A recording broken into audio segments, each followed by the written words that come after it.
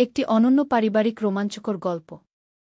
আমাদের নতুন ফ্ল্যাটের চাবি নিতে গিয়েছিলাম বিল্ডারের অফিসে। বিল্ডার আমাদের চাবি দেওয়ার সময় বলল, স্যার, আপনার ওয়াইফের জন্য কিচেনে বিশেষ ক্যাবিনেট দিয়েছি। ছেলে আমার দিকে তাকিয়ে হাসল। নতুন ফ্ল্যাটে ঢুকে আমি বিল্ডারের কথা নিয়ে জিজ্ঞেস করলাম। সে আমাকে কিচেনে নিয়ে গিয়ে ক্যাবিনেট দেখাল। মা, দেখো, এই ক্যাবিনেটে তুমি তোমার সব পছন্দের জিনিস রাখবে। আমি ক্যাবিনেট ছুঁয়ে দেখলাম। কিন্তু আমি চাই এই ঘরে আমরা স্বামী-স্ত্রী হিসেবে থাকি। আমি চমকে তার দিকে ফিরলাম। আমি তোমাকে ভালোবাসি। এই নতুন ঘর আমাদের নতুন জীবনের শুরু হোক। তার হাত আমার কাঁধে পড়ল। যেমন এই চাবি দিয়ে আমরা এই ঘরে প্রবেশ করেছি, তেমনি তুমি আমার হৃদয়ের দরজা খুলে দাও। নতুন ঘরের গন্ধ নাকে এল। এই ঘরের প্রতিটি কোণে আমাদের ভালোবাসার স্মৃতি তৈরি হবে। বেলকনিতে সূর্যের আলো এসে পড়েছিল। বিয়ে করো আমাকে, আমরা এই ঘরেই আমাদের স্বর্গ তৈরি করি গিয়ে। এই গল্পটি সম্পূর্ণ শুনলে আপনাদের পানি অটোমেটিক বের হয়ে যাবে। যত দ্রুত সম্ভব হাতের কাছে টিস্যু নিয়ে বসে পড়ো। বিছানার চাদর যেন নষ্ট না হয় সেটা সম্পূর্ণ খেয়াল রাখার অনুরোধ জানিয়ে গল্পটি এখন শুরু করব। তার আগে সর্বশেষ অনুরোধ, দয়া করে এমন পানি বের করার গল্প নিয়মিত শুনতে আমাদের চ্যানেলটি সকলেই সাবস্ক্রাইব করুন। ধন্যবাদ। হ্যালো বন্ধুরা, আমার নাম মীরা খান। আমার বয়স ৩৮ বছর। আমার স্বামীর নাম তানভীর খান, বয়স ৪১ বছর। আমাদের ২ সন্তান, রিয়াদ আর সাবিহা। রিয়াদ ২১ বছর বয়সী, ইউনিভার্সিটিতে পড়ে। সাবিহা ১৪ বছর বয়সী, স্কুলে যায়। আজ আমি যে গল্পটা বলতে যাচ্ছি সেটা আমার জীবনের সবচেয়ে অবিশ্বাস্য ঘটনা। এই গল্পের সবকিছু এত রহস্যময় যে মাথায় ঢুকতেই চায় না। গত বছর যখন আমাদের নতুন বাড়িতে উঠলাম, তখন থেকেই অদ্ভুত কিছু ঘটতে শুরু করল।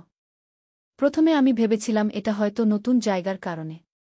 কিন্তু যা ঘটল তারপর আমি বুঝতে পারলাম এটা সাধারণ কিছু নয়। রিয়াদ আমার বড় ছেলে। সে খুব ভালো ছেলে, পড়াশোনায় মনোযোগী। কিন্তু নতুন বাড়িতে আসার পর থেকে তার আচরণ বদলাতে শুরু করল। সে রাতে দেরি করে ঘরে ফিরত, আর সকালে খুব তাড়াতাড়ি বের হয়ে যেত। আমি যখন জিজ্ঞেস করতাম, সে বলত ইউনিভার্সিটির কাজ। একদিন আমি দেখলাম রিয়াদ বেসমেন্টে কি যেন করছে। আমি নিচে নামলাম। দেখি সে কিছু পুরনো বাক্স নিয়ে ব্যস্ত। আমি জিজ্ঞেস করলাম, কি করছো তুমি এখানে? সে আমার দিকে ফিরে তাকাল। তার চোখে একটা অদ্ভুত চাউনি। মা, তুমি এখানে এসেছ কেন? রিয়াদ বলল। তার গলার স্বর এমন যেন সে আমাকে চেনে না। এটা আমার বাড়ি, আমি যেখানে খুশি যেতে পারি, আমি বললাম। রিয়াদ হাসল। একটা কৃত্রিম হাসি। হ্যাঁ মা, তুমি ঠিক বলেছ। কিন্তু এই বেসমেন্টে একটা গুপ্ত রহস্য লুকিয়ে আছে। আমি সেটা আবিষ্কার করার চেষ্টা করছি। আমি কাছে গিয়ে বাক্সগুলো দেখলাম। সেগুলো খুবই পুরনো, মনে হচ্ছে বছরের পর বছর এখানে পড়েছিল। রিয়াদ একটা বাক্স খুল। ভিতরে কিছু পুরনো কাগজপত্র, ছবি আর একটা চামড়ার বাঁধানো ডায়েরি। এই বাড়ির আগের মালিক এগুলো রেখে গেছেন, রিয়াদ বলল। আমি এগুলো পড়ছি। খুব মজার কিছু তথ্য পেয়েছি। আমি ডায়েরিটা হাতে নিলাম। প্রথম পাতায় লেখা খেড রাকিব উদ্দিনের ব্যক্তিগত ডায়েরি, ১৯৮৫। আমি কয়েকটা পাতা উল্টালাম। হাতের লেখা কিছু কিছু অংশ ঝাপসা হয়ে গেছে। মা, তুমি জানো এই বাড়িতে আগে কি হতো? রিয়াদ আমার দিকে তাকাল। আমি মাথা নাড়লাম। না, আমি কিছু জানি না। বিল্ডার শুধু বলেছিল এটা একটা পুরনো বাড়ি যেটা রিনোভেট করা হয়েছে। রিয়াদ ডায়েরিটা আমার হাত থেকে নিয়ে একটা পাতা খুল। দেখো মা, এখানে কি লেখা আছে? আমি পড়লাম। আজ আবার সেই শব্দ শুনতে পেলাম। রাত ৩টার সময়। মনে হচ্ছে কেউ বেসমেন্ট থেকে আমাকে ডাকছে। আমি নিশ্চিত এই বাড়িতে আমি একা নই। কিন্তু কে আছে? কোথায় আছে? কেন আমাকে ডাকছে? আমার গায়ে কাঁটা দিয়ে উঠল। রিয়াদ, এই ডায়েরি আর পড়ো না। এগুলো পুরনো কথা। কিন্তু রিয়াদ থামল না। সে আরও একটা পাতা উল্টাল। মা, আরও শোনো। এখানে লেখা আছে যে এই বাড়িতে একটা গুপ্ত সুড়ঙ্গ আছে, যেটা এই বেসমেন্ট থেকে শুরু হয়ে শহরের পুরনো কবরস্থান পর্যন্ত গেছে। আমি চারদিকে তাকালাম। বেসমেন্টের দেয়ালগুলো দেখছিলাম। সত্যিই একটা দেয়াল অন্যগুলোর চেয়ে আলাদা মনে হচ্ছে। রিয়াদ, আমি চাই তুমি এই জিনিসগুলো নিয়ে আর ঘাটাঘাটি না করো, আমি বললাম। কিন্তু রিয়াদ যেন আমার কথা শুনছেই না। সে সেই আলাদা দেয়ালের কাছে গেল। হাত দিয়ে দেয়াল টোকাটুকি করতে লাগল। মা শোনো, রিয়াদ উত্তেজিতভাবে বলল। এই দেয়ালের আওয়াজ অন্যরকম। মনে হচ্ছে এটা ফাঁকা গু। আমিও কাছে গিয়ে দেয়ালে হাত রাখলাম। সত্যিই আওয়াজটা আলাদা। আমি চারদিকে তাকালাম। হঠাৎ চোখে পড়ল দেয়ালের নিচের দিকে কিছু ইটের রং আলাদা।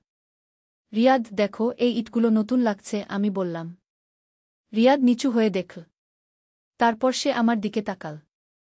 মা, মনে হচ্ছে কেউ এই দেয়াল সম্প্রতি বন্ধ করেছে গু। আমার মন খারাপ হতে শুরু করল। কিন্তু একটা কৌতূহল কাজ করছিল। আমি বললাম, তাহলে আমরা এই ইটগুলো সরিয়ে দেখি না কি আছে পিছনে? রিয়াদের চোখ চকচক করে উঠল। সত্যিই মা? তুমি রাজি আছো? আমি মাথা নাড়লাম। হ্যাঁ, কিন্তু তোমার বাবাকে জানিয়ে। আর সাবিহাকেও সাথে নিয়ে আসি। সেদিন সন্ধ্যায় আমরা সবাই বেসমেন্টে জড়ো হলাম। তানভীর প্রথমে রাজি হয়নি। কিন্তু রিয়াদ তাকে ডায়েরির কিছু অংশ পড়ে শোনালে সেও আগ্রহী হয়ে পড়ল। সাবিহা খুব উত্তেজিত হয়ে বলল, আম্মু, এটা অ্যাডভেঞ্চারের মতো লাগছে। তানভীর একটা হাতুড়ি আর ছেনি নিয়ে এল। সে যখন প্রথম ইটে আঘাত করল, একটা ফাঁকা আওয়াজ হল। আমরা সবাই চুপ হয়ে গেলাম। পিছনে সত্যিই কিছু আছে, তানভীর বলল। একটা একটা করে ইট সরাতে লাগল। প্রায় 1 ঘণ্টা পর একটা ছোট ছিদ্র তৈরি হল। রিয়াদ ফ্ল্যাশলাইট দিয়ে ভিতরে আলো করল। আম্মু, দেখো, এখানে সত্যিই একটা সুড়ঙ্গ আছে, রিয়াদ চিৎকার করে বলল। আমরা সবাই ছিদ্রের কাছে গিয়ে দেখলাম। সত্যিই একটা লম্বা সুড়ঙ্গ। কিন্তু এত অন্ধকার যে কিছুই দেখা যাচ্ছে না। তানভীর বলল, আমার মনে হয় আমাদের এখনই এর ভিতরে যাওয়া উচিত হবে না। আগে পুলিশে জানানো দরকার। কিন্তু রিয়াদ বলল, আব্বু, আমরা প্রথমে একবার দেখে আসি না? যদি কিছু বিপজ্জনক থাকে তাহলে বের হয়ে আসব। সাবিহাও বলল, হ্যাঁ আব্বু, আমরা সবাই একসাথে আছি। কোনো সমস্যা হবে না গি। তানভীর আমার দিকে তাকাল। আমি বললাম, ঠিক আছে, কিন্তু আমরা বেশি দূর যাব না। শুধু দেখ কি আছে গি। ছিদ্রটা আরেকটু বড় করার পর আমরা একজন একজন করে ভিতরে ঢুকলাম। সুড়ঙ্গটা বেশ চওড়া, একসাথে দুজন হাঁটতে পারে। দেয়ালগুলো পাথর দিয়ে তৈরি, খুবই পুরনো। আমরা প্রায় 5 মিনিট হাঁটার পর সুড়ঙ্গের শেষে একটা দরজা দেখতে পেলাম। দরজাটা লোহার তৈরি, খুবই ভারী। কিন্তু বন্ধ নয়, একটু ফাঁক আছে। রিয়াদ দরজার কাছে গিয়ে ঠেলে দিল। দরজাটা খুলে গেল। ভিতর থেকে একটা ঠান্ডা হাওয়া বের হল। কি ব্যাপার, এত ঠান্ডা কেন? সাবিহা বলল। আমরা দরজার ভিতরে ঢুকলাম। ফ্ল্যাশলাইটের আলোতে দেখি এটা একটা বড় রুম। কিন্তু এই রুমে যা আছে সেটা দেখে আমরা সবাই থমকে দাঁড়ালাম। রুমের চারদিকে অনেকগুলো বইয়ের তাক।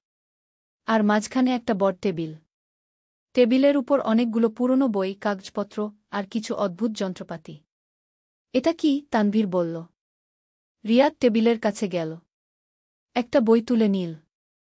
এখানে লেখা আছে গুপ্ত বিজ্ঞান ও রহস্যময় শক্তির উপর গবেষণা, দ্য রাকিব উদ্দিন।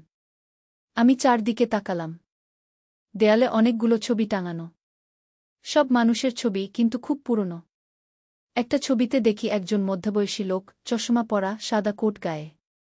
এটা নিশ্চয়ই সেই দ্য রাকিব উদ্দিন, আমি বললাম। সাবিহা একটা কোণে গিয়ে দাঁড়াল।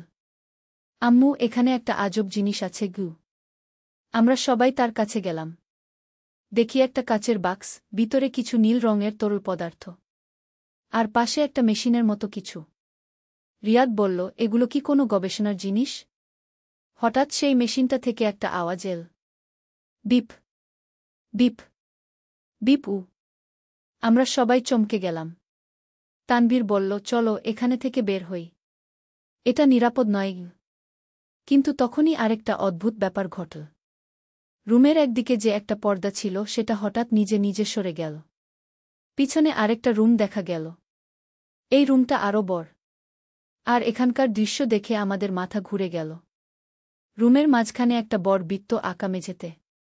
বৃত্তের ভিতরে অনেকগুলো অদ্ভুত প্রতীক। আর চারদিকে অনেকগুলো মোমবাতি। এটা কি কোনো পূজার জায়গা? সাবিহা ফিসফিস করে বলল। রিয়াদ বৃত্তের কাছে গিয়ে দাঁড়াল। না, এটা কোনো ধর্মীয় জিনিস নয়। এগুলো বৈজ্ঞানিক প্রতীক। আমি কোথাও দেখেছি এরকম গে। তানভীর একটা মোমবাতি তুলে নিল। দেখো, এগুলো এখনো নরম। মানে কেউ না কেউ এখানে নিয়মিত আসে গিয়ে। আমার ভয় লাগতে শুরু করল। তানভীর, আমার মনে হচ্ছে আমাদের এখানে থাকা উচিত হচ্ছে না গি। কিন্তু তখনই ঘটল আরেকটা অবিশ্বাস্য ব্যাপার। বৃত্তের মাঝখানের প্রতীকগুলো নিজে নিজে জ্বলতে শুরু করল। একটা নীল আলো। আমরা সবাই দূরে সরে গেলাম। কিন্তু রিয়াদ স্থির হয়ে দাঁড়িয়ে রইল। তার চোখ বড় বড় হয়ে গেছে। রিয়াদ, এদিকে এসো, আমি চিৎকার করে বললাম। কিন্তু রিয়াদ যেন আমার কথা শুনছে না। সে ধীরে ধীরে বৃত্তের দিকে এগোতে লাগল। হঠাৎ একটা আওয়াজ শুনতে পেলাম। কেউ যেন আমাদের ডাকছে। কিন্তু কোথা থেকে আসছে বুঝতে পারছি না। রিয়াদ, রিয়াদ। একটা ফিসফিসে আওয়াজ। তানভীর রিয়াদের হাত ধরে টান। রিয়াদ, তুমি কি করছ? চলো এখানে থেকে বের হই গি।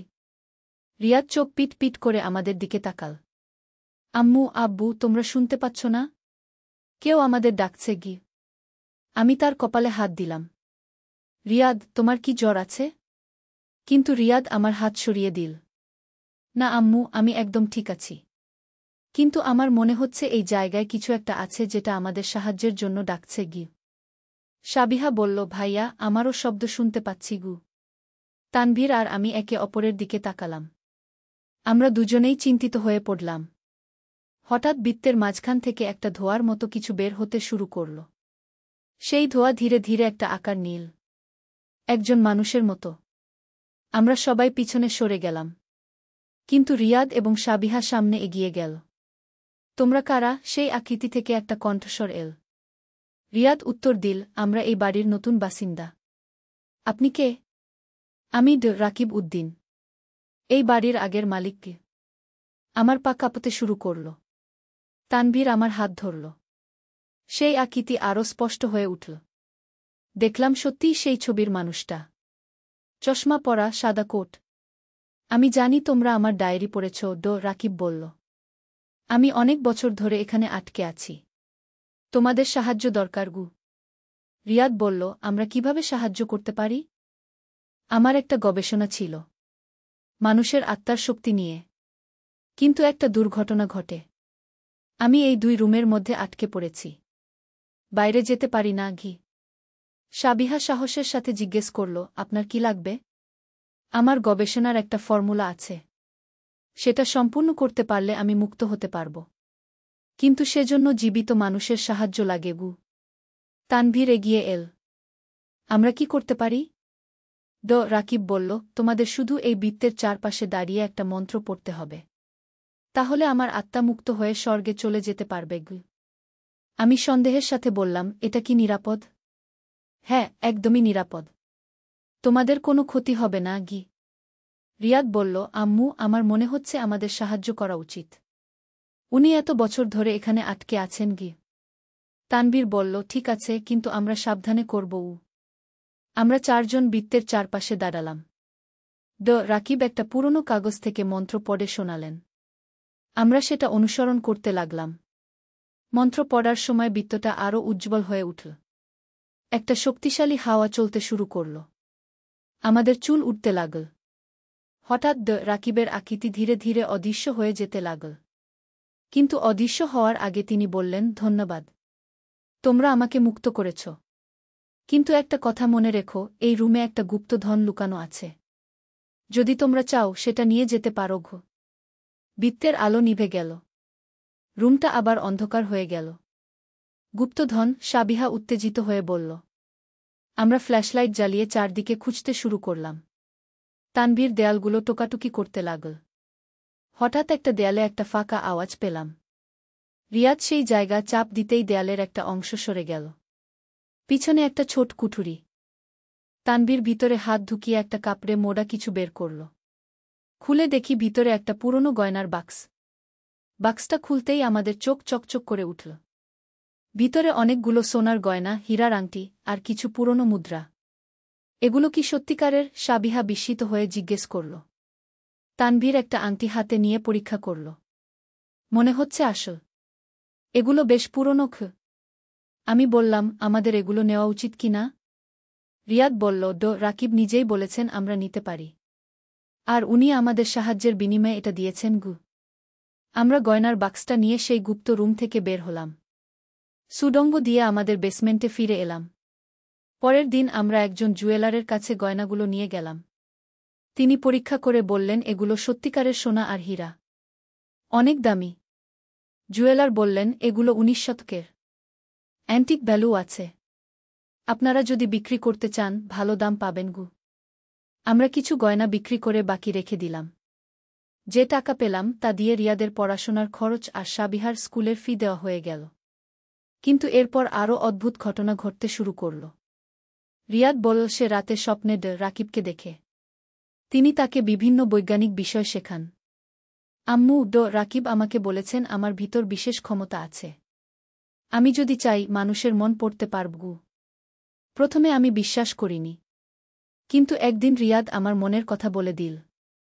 আমি যে চিন্তা করছিলাম সাবিহার জন্য নতুন জুতা কিনব, রিয়াদ হঠাৎ বলল, আম্মু সাবিহার জন্য লাল রঙের জুতা কিনো। ও সেটাই চায়। আমি অবাক হয়ে গেলাম। কারণ সাবিহা আগে কখনো বলেনি সে লাল জুতা চায়।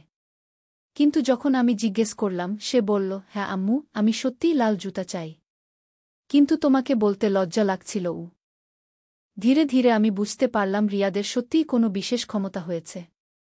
সে মানুষের মনের কথা বুঝতে পারে। একদিন সাবিহাও বলল, আম্মু আমিও স্বপ্নে রাকিবকে দেখি। তিনি আমাকে ভবিষ্যৎ দেখার পদ্ধতি শিখিয়েছেন গু।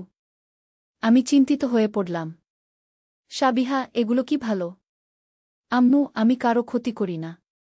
শুধু ভবিষ্যতে কি ভালো হবে সেটা দেখি গু। একদিন সাবিহা বলল, আম্মু আগামী সপ্তাহে আমাদের বাড়িতে অনেক অতিথি আসবে। তুমি প্রস্তুতি নিয়ে রাখো গো। আমি ভাবলাম মেয়ে হয়তো কল্পনা করছে। কিন্তু সত্যিই সেই সপ্তাহে আমার বোন তার পুরো পরিবার নিয়ে আমাদের বাড়িতে এল। তানভীরও লক্ষ্য করল যে বাচ্চারা বদলে যাচ্ছে। একদিন সে আমাকে বলল, মীরা আমার মনে হচ্ছে রিয়াদ আর সাবিহার কিছু অস্বাভাবিক ক্ষমতা হয়েছে গিউ। আমি বললাম আমিও সেটাই ভাবছি। কিন্তু তারা তো কারো ক্ষতি করছে না গি। হ্যাঁ কিন্তু এটা কি স্বাভাবিক? একদিন আমি সিদ্ধান্ত নিলাম আবার সেই গুপ্ত রুমে যাব। হয়তো রাকিবের সাথে কথা বলতে পারব। আমি একা বেসমেন্টে গেলাম। সুডঙ্গ দিয়ে সেই রুমে পৌঁছলাম। কিন্তু এবার রুমটা ভিন্ন লাগছিল। আগের মতো অন্ধকার নেই। একটা নরম আলো। রাকিব আপনি আছেন? আমি ডাকলাম। কিছুক্ষণ পর সেই পরিচিত কণ্ঠস্বর শুনতে পেলাম। হ্যাঁ মীরা। আমি এখানে আছি গু। আমার বাচ্চাদের কি হচ্ছে? তাদের এই ক্ষমতা কোথা থেকে এল? মীরা তোমার বাচ্চারা বিশেষ। তারা আমার গবেষণার মাধ্যমে কিছু শক্তি পেয়েছে। কিন্তু চিন্তা করো না, এটা তাদের ভালো ক্ষমতা। তারা মানুষের উপকার করতে পারবে গি। কিন্তু এটা কি চিরকাল থাকবে? না, এটা সাময়িক। যখন তারা বড় হবে এই ক্ষমতা ধীরে ধীরে কমে যাবে। তবে তাদের মধ্যে বিশেষ বুদ্ধিমত্তা থেকে যাবে গু। আমি একটু স্বস্তি পেলাম। রাকিব আপনি এখনও এখানে কেন? আপনি তো মুক্ত হয়ে গেছেন। আমি মুক্ত হয়েছি। কিন্তু আমার কাজ এখনও শেষ হয়নি। আমি তোমাদের পরিবারের রক্ষক হিসেবে থাকব। যদি কখনো কোনো বিপদ হয় আমি সাহায্য করব। সেদিনের পর থেকে আমাদের পরিবারে শান্তি নেমে এল। রিয়াদ তার ক্ষমতা ব্যবহার করে পড়াশোনায় আরও ভালো করতে লাগল। সে বিভিন্ন প্রতিযোগিতায় প্রথম হতে লাগল। সাবিহাও তার ভবিষ্যৎ দেখার ক্ষমতা দিয়ে পরিবারকে সাহায্য করতে লাগল। একবার সে বলল, আব্বু আগামীকাল অফিসে যেও না। কোনো সমস্যা হতে পারে গুই। তানভীর প্রথমে শুনতে চায়নি। কিন্তু সাবিহার কথা মতো পরের দিন অফিসে গেল না। সেদিন জানা গেল অফিসে একটা দুর্ঘটনা হয়েছে। লিফট নষ্ট হয়ে 2 জন আহত হয়েছে। আমাদের পরিবারে এখন সবসময় একটা রহস্যময় আবহাওয়া। কিন্তু সেটা ভয়ের নয়, বরং নিরাপত্তার। আমি জানি রাকিব আমাদের দেখাশোনা করছেন। কিছুদিন পর আমাদের পাড়ার মানুষ জানতে পারল আমাদের বাচ্চাদের বিশেষ ক্ষমতা আছে। প্রথমে তারা সন্দেহের চোখে দেখত। কিন্তু যখন রিয়াদ আর সাবিহা মানুষের উপকার করতে শুরু করল তখন সবাই তাদের ভালোবাসতে লাগল। রিয়াদ হারিয়ে যাওয়া জিনিস খুঁজে দিত। কারো মন খারাপ থাকলে সে বুঝতে পারত এবং সান্ত্বনা দিত। সাবিহা মানুষকে সতর্ক করত যদি কোনো বিপদ আসার সম্ভাবনা থাকত। একবার সে পাড়ার রহিম চাচাকে বলল, চাচা আপনার দোকানে আজ রাতে চোর আসবে। সাবধান থাকবেন। রহিম চাচা রাত জেগে পাহারা দিলেন। সত্যিই চোর এল। কিন্তু তাকে ধরা হল। ধীরে ধীরে আমাদের বাড়িতে অনেক মানুষ আসতে শুরু করল। সবাই রিয়াদ আর সাবিহার সাহায্য চাইত। একদিন এক বৃদ্ধা এসে বলল, আমার নাতি হারিয়ে গেছে। তোমার ছেলে কি খুঁজে দিতে পারবে? রিয়াদ চোখ বন্ধ করে কিছুক্ষণ চুপ থাকল। তারপর বলল, দাদি, আপনার নাতি রেল স্টেশনের কাছে পার্কে আছে। সে ভয় পেয়ে লুকিয়ে আছে গু। সত্যিই সেই পার্কে ছেলেটাকে পাওয়া গেল।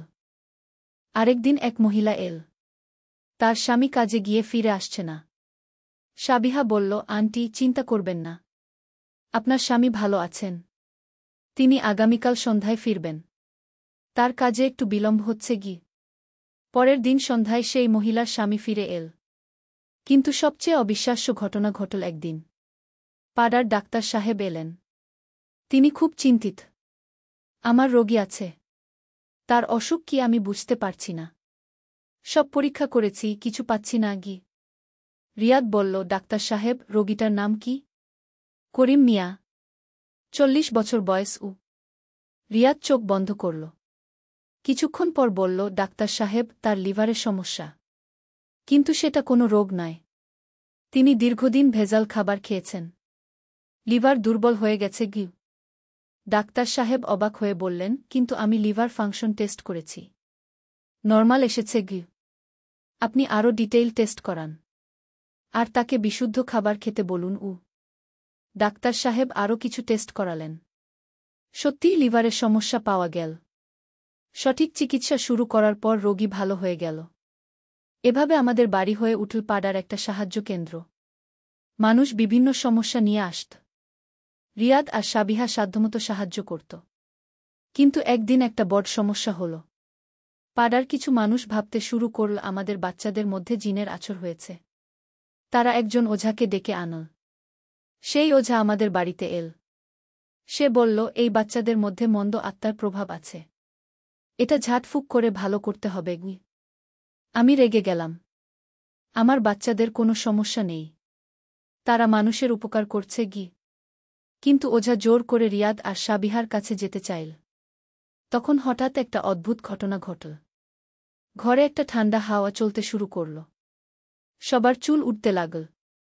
আর তখনই রাকিবের কণ্ঠস্বর শোনা গেল, এই বাচ্চারা আমার সুরক্ষায় আছে। কেউ তাদের ক্ষতি করতে পারবে না গি। ওঝা ভয় পেয়ে দৌড়ে পালিয়ে গেল। সেই সাথে যারা তাকে নিয়ে এসেছিল তারাও। সেদিন থেকে আর কেউ আমাদের বাচ্চাদের নিয়ে কোনো বিরূপ কথা বলেনি। দিন যেতে লাগল। রিয়াদ আর সাবিহার ক্ষমতা ধীরে ধীরে কমতে শুরু করল। রাকিব যেমন বলেছিলেন, বড় হওয়ার সাথে সাথে এই ক্ষমতা কমে যাচ্ছে। কিন্তু তাদের বুদ্ধিমত্তা বেড়ে চল। রিয়াদ পরে একজন বিখ্যাত বিজ্ঞানী হল। সাবিহা হল একজন দক্ষ ডাক্তার। আজ অনেক বছর পর আমি এই গল্প বলছি। আমাদের সেই পুরনো বাড়িতে এখনো থাকি। সেই গুপ্ত রুম এখনো আছে। কখনো কখনো আমি সেখানে যাই রাকিবের সাথে কথা বলতে। তিনি এখনো আমাদের পরিবারের রক্ষক হিসেবে আছেন। যখনই কোনো বড় সিদ্ধান্ত নিতে হয়, আমি তার পরামর্শ নিই। এই গল্পের সবচেয়ে অদ্ভুত ব্যাপার হল, আমাদের পাড়ায় এখন আর কোনো চুরি ডাকাতি হয় না।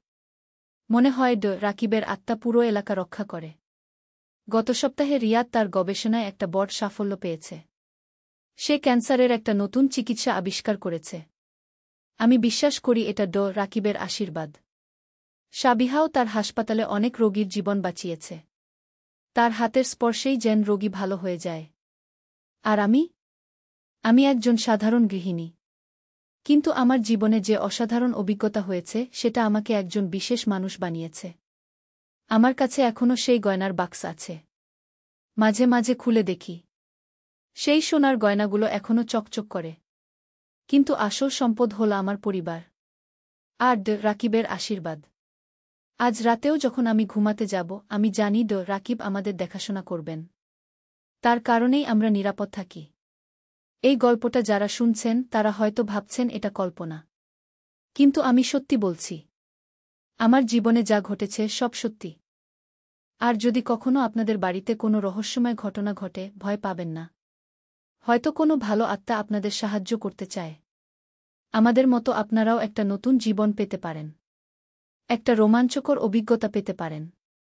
শুধু মন খোলা রাখবেন। আর বিশ্বাস রাখবেন যে এই পৃথিবীতে এখনও অনেক রহস্য লুকিয়ে আছে, যেগুলো আবিষ্কার করলে আপনার জীবনও বদলে যেতে পারে। আমি মীরা খান। এই ছিল আমার অবিশ্বাস্য সত্য গল্প। এরকম মনে হচ্ছে এটা ফাঁকা গু। আমিও কাছে গিয়ে দেয়ালে হাত রাখলাম। সত্যিই আওয়াজটা আলাদা। আমি চারদিকে তাকালাম। হঠাৎ চোখে পড়ল দেয়ালের নিচের দিকে কিছু ইটের রং আলাদা। রিয়াদ, দেখো, এই ইটগুলো নতুন লাগছে, আমি বললাম। রিয়াদ নিচু হয়ে দেখল। তারপর সে আমার দিকে তাকাল। মা, মনে হচ্ছে কেউ এই দেয়াল সম্প্রতি বন্ধ করেছে গু। আমার মন খারাপ হতে শুরু করল। কিন্তু একটা কৌতূহল কাজ করছিল। আমি বললাম, তাহলে আমরা এই ইটগুলো সরিয়ে দেখি না কি আছে পিছনে? রিয়াদের চোখ চকচক করে উঠল। সত্যিই মা? তুমি রাজি আছো? আমি মাথা নাড়লাম। হ্যাঁ, কিন্তু তোমার বাবাকে জানিয়ে। আর সাবিহাকেও সাথে নিয়ে আসি। সেদিন সন্ধ্যায় আমরা সবাই বেসমেন্টে জড়ো হলাম। তানভীর প্রথমে রাজি হয়নি।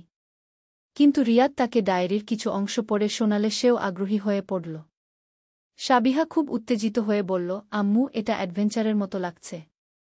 তানভীর একটা হাতুড়ি আর ছেনি নিয়ে এল। সে যখন প্রথম ইটে আঘাত করল, একটা ফাঁকা আওয়াজ হল। আমরা সবাই চুপ হয়ে গেলাম। পিছনে সত্যিই কিছু আছে, তানভীর বলল। একটা একটা করে ইট সরাতে লাগল। প্রায় 1 ঘণ্টা পর একটা ছোট ছিদ্র তৈরি হল। রিয়াদ ফ্ল্যাশলাইট দিয়ে ভিতরে আলো করল। আম্মু, দেখো, এখানে সত্যিই একটা সুড়ঙ্গ আছে, রিয়াদ চিৎকার করে বলল। আমরা সবাই ছিদ্রের কাছে গিয়ে দেখলাম।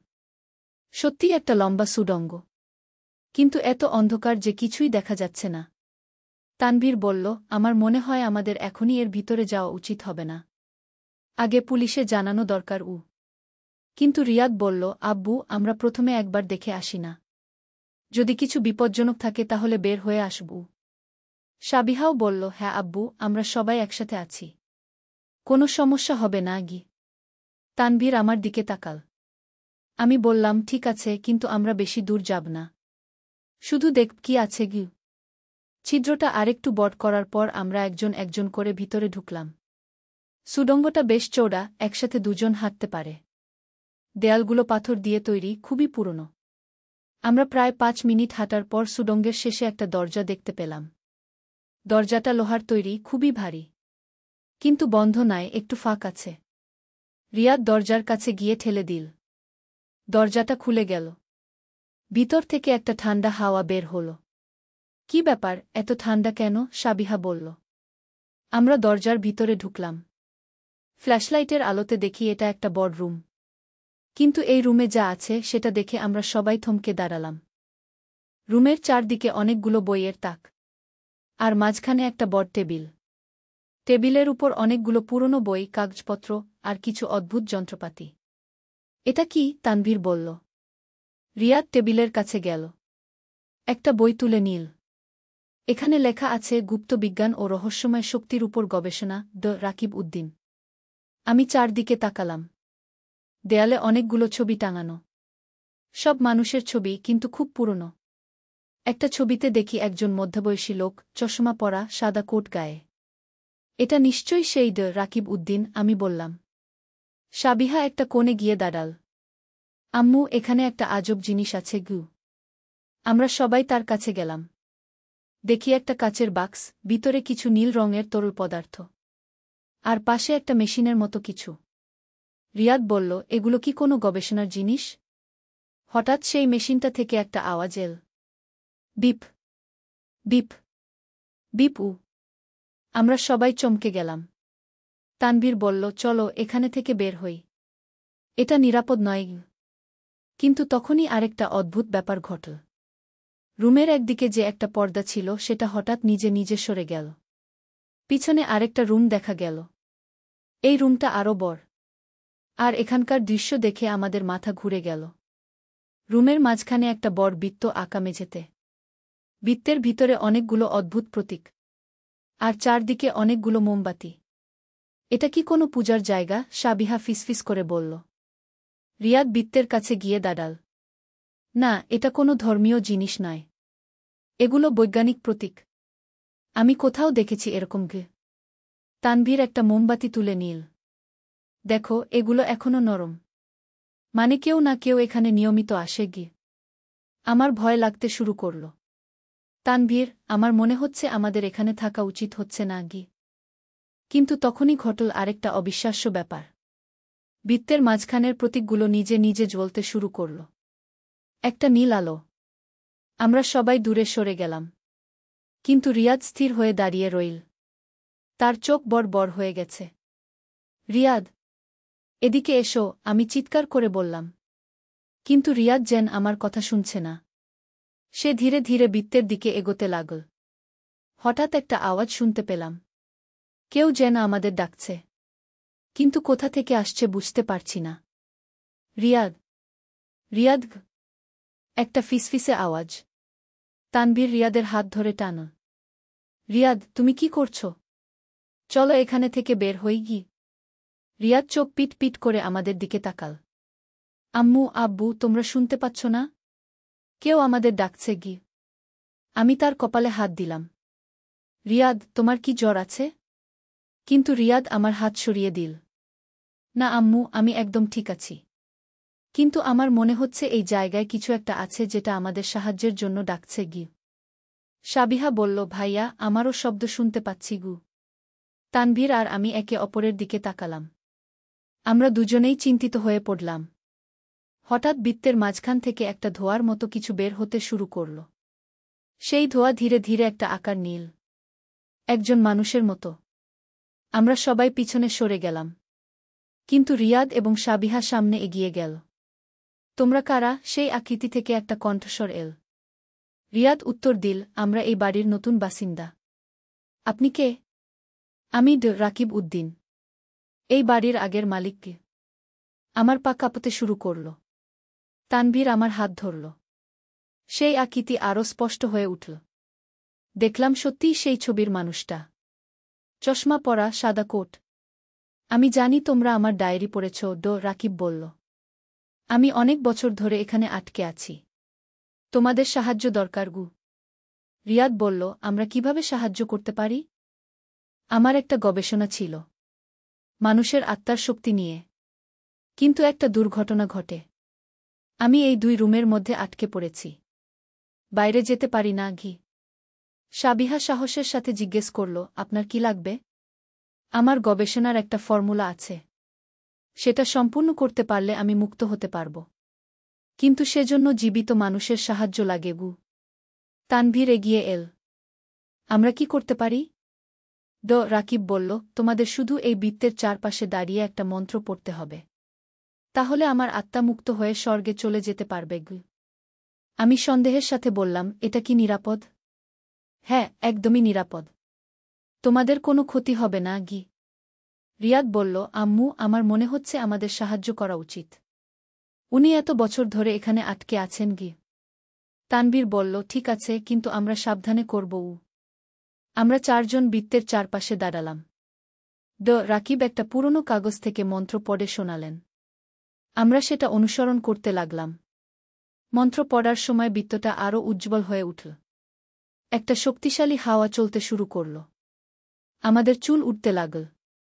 হঠাৎ রাকিবের আকৃতি ধীরে ধীরে অদৃশ্য হয়ে যেতে লাগল। কিন্তু অদৃশ্য হওয়ার আগে তিনি বললেন, ধন্যবাদ। তোমরা আমাকে মুক্ত করেছ। কিন্তু একটা কথা মনে রেখো, এই রুমে একটা গুপ্ত ধন লুকানো আছে। যদি তোমরা চাও সেটা নিয়ে যেতে পারো ঘো।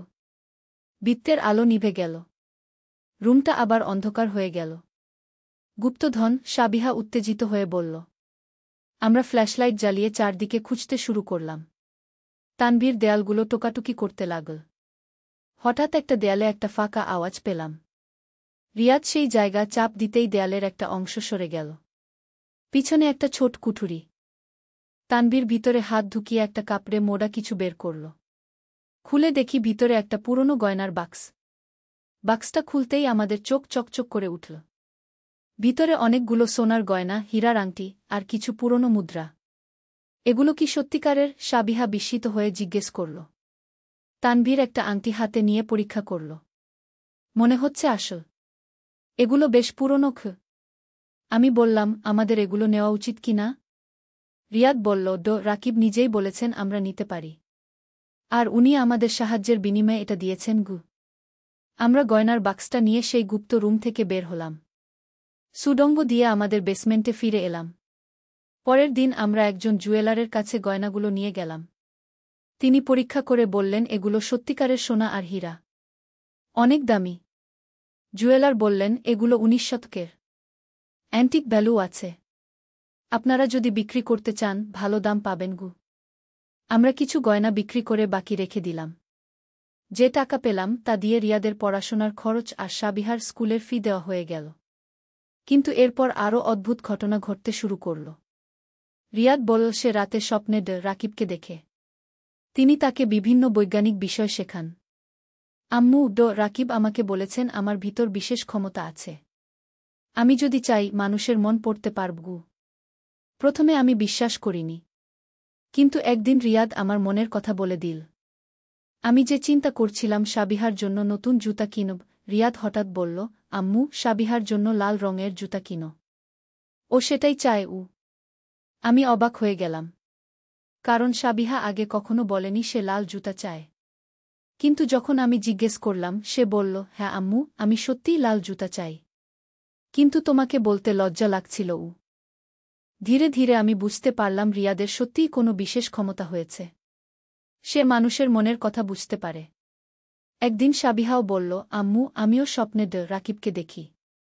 তিনি আমাকে ভবিষ্যৎ দেখার পদ্ধতি শিখিয়েছেন গু। আমি চিন্তিত হয়ে পড়লাম। সাবিহা, এগুলো কি ভালো? আম্মু, আমি কারো ক্ষতি করি না। শুধু ভবিষ্যতে কি ভালো হবে সেটা দেখি গু। একদিন সাবিহা বলল, আম্মু আগামী সপ্তাহে আমাদের বাড়িতে অনেক অতিথি আসবে। তুমি প্রস্তুতি নিয়ে রাখো গো। আমি ভাবলাম মেয়ে হয়তো কল্পনা করছে।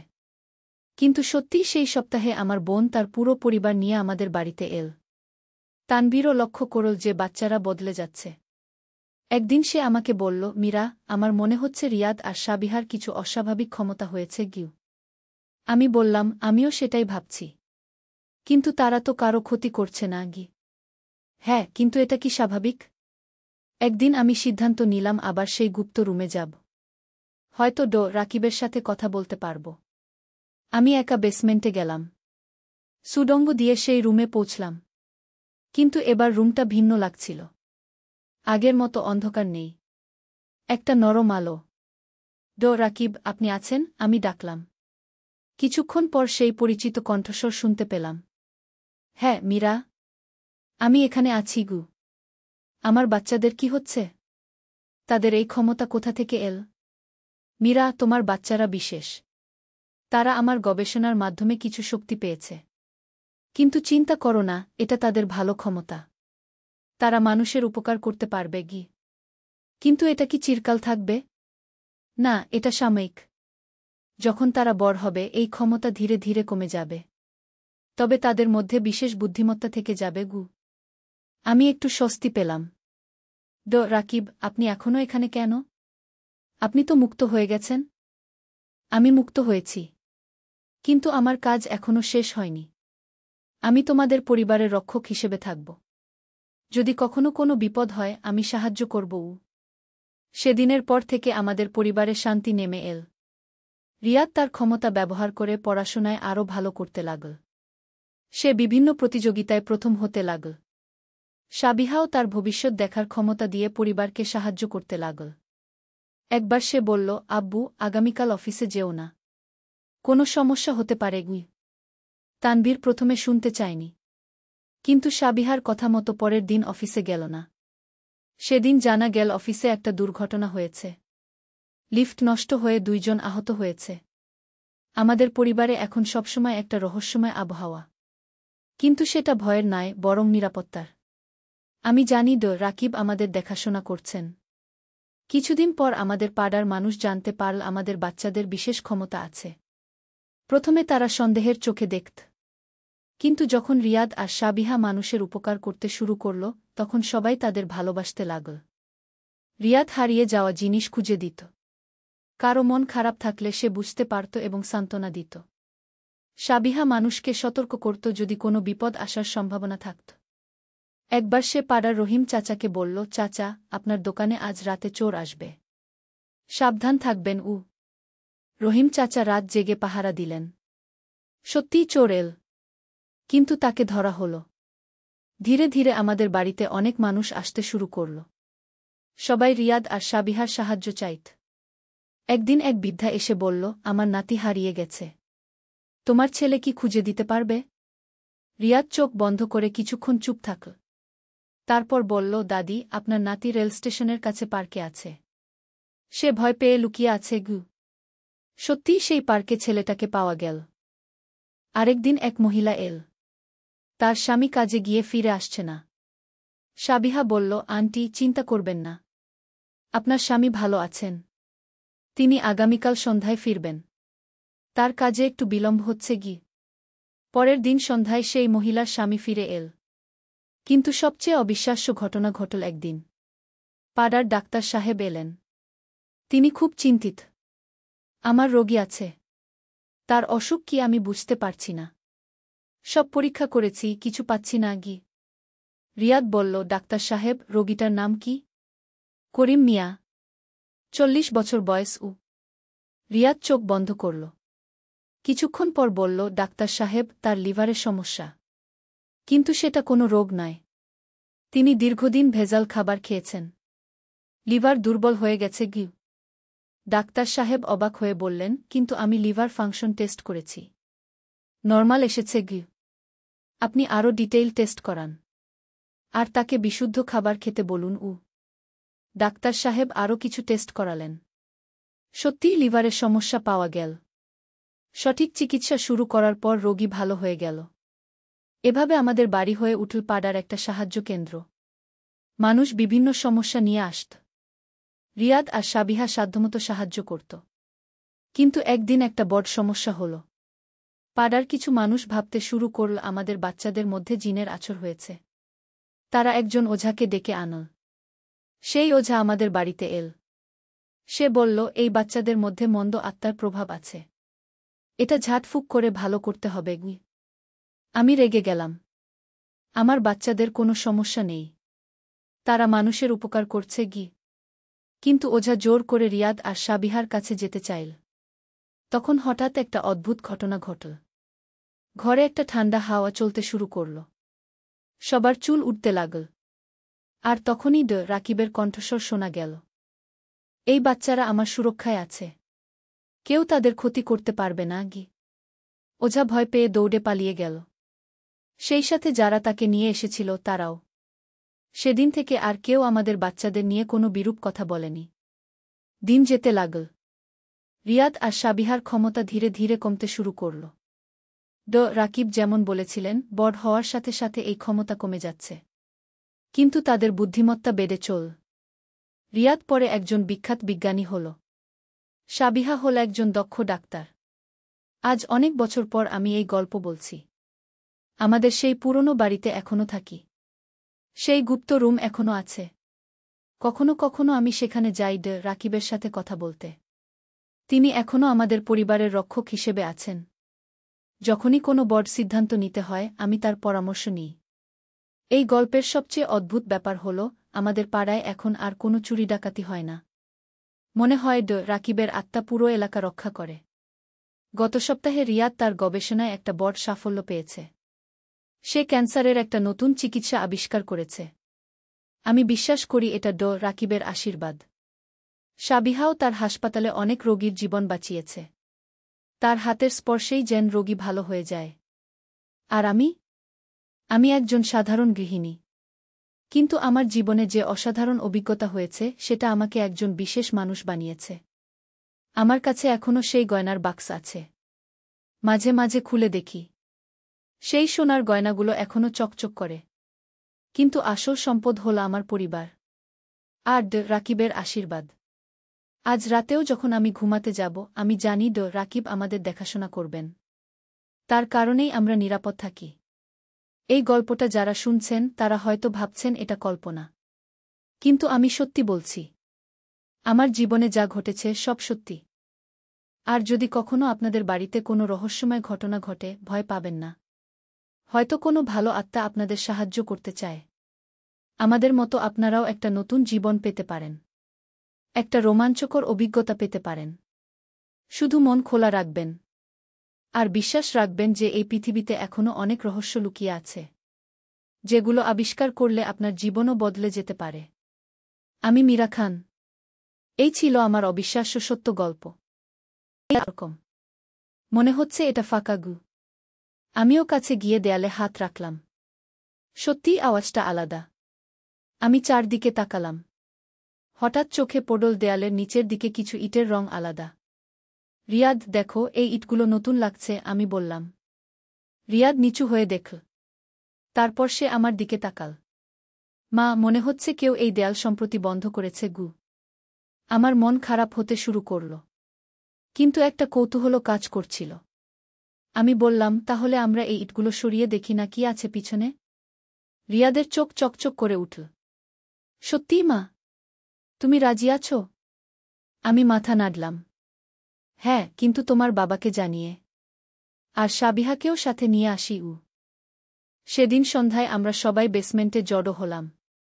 তানভীর প্রথমে রাজি হয়নি। কিন্তু রিয়াদ তাকে ডায়েরির কিছু অংশ পড়ে শোনালে সেও আগ্রহী হয়ে পড়ল।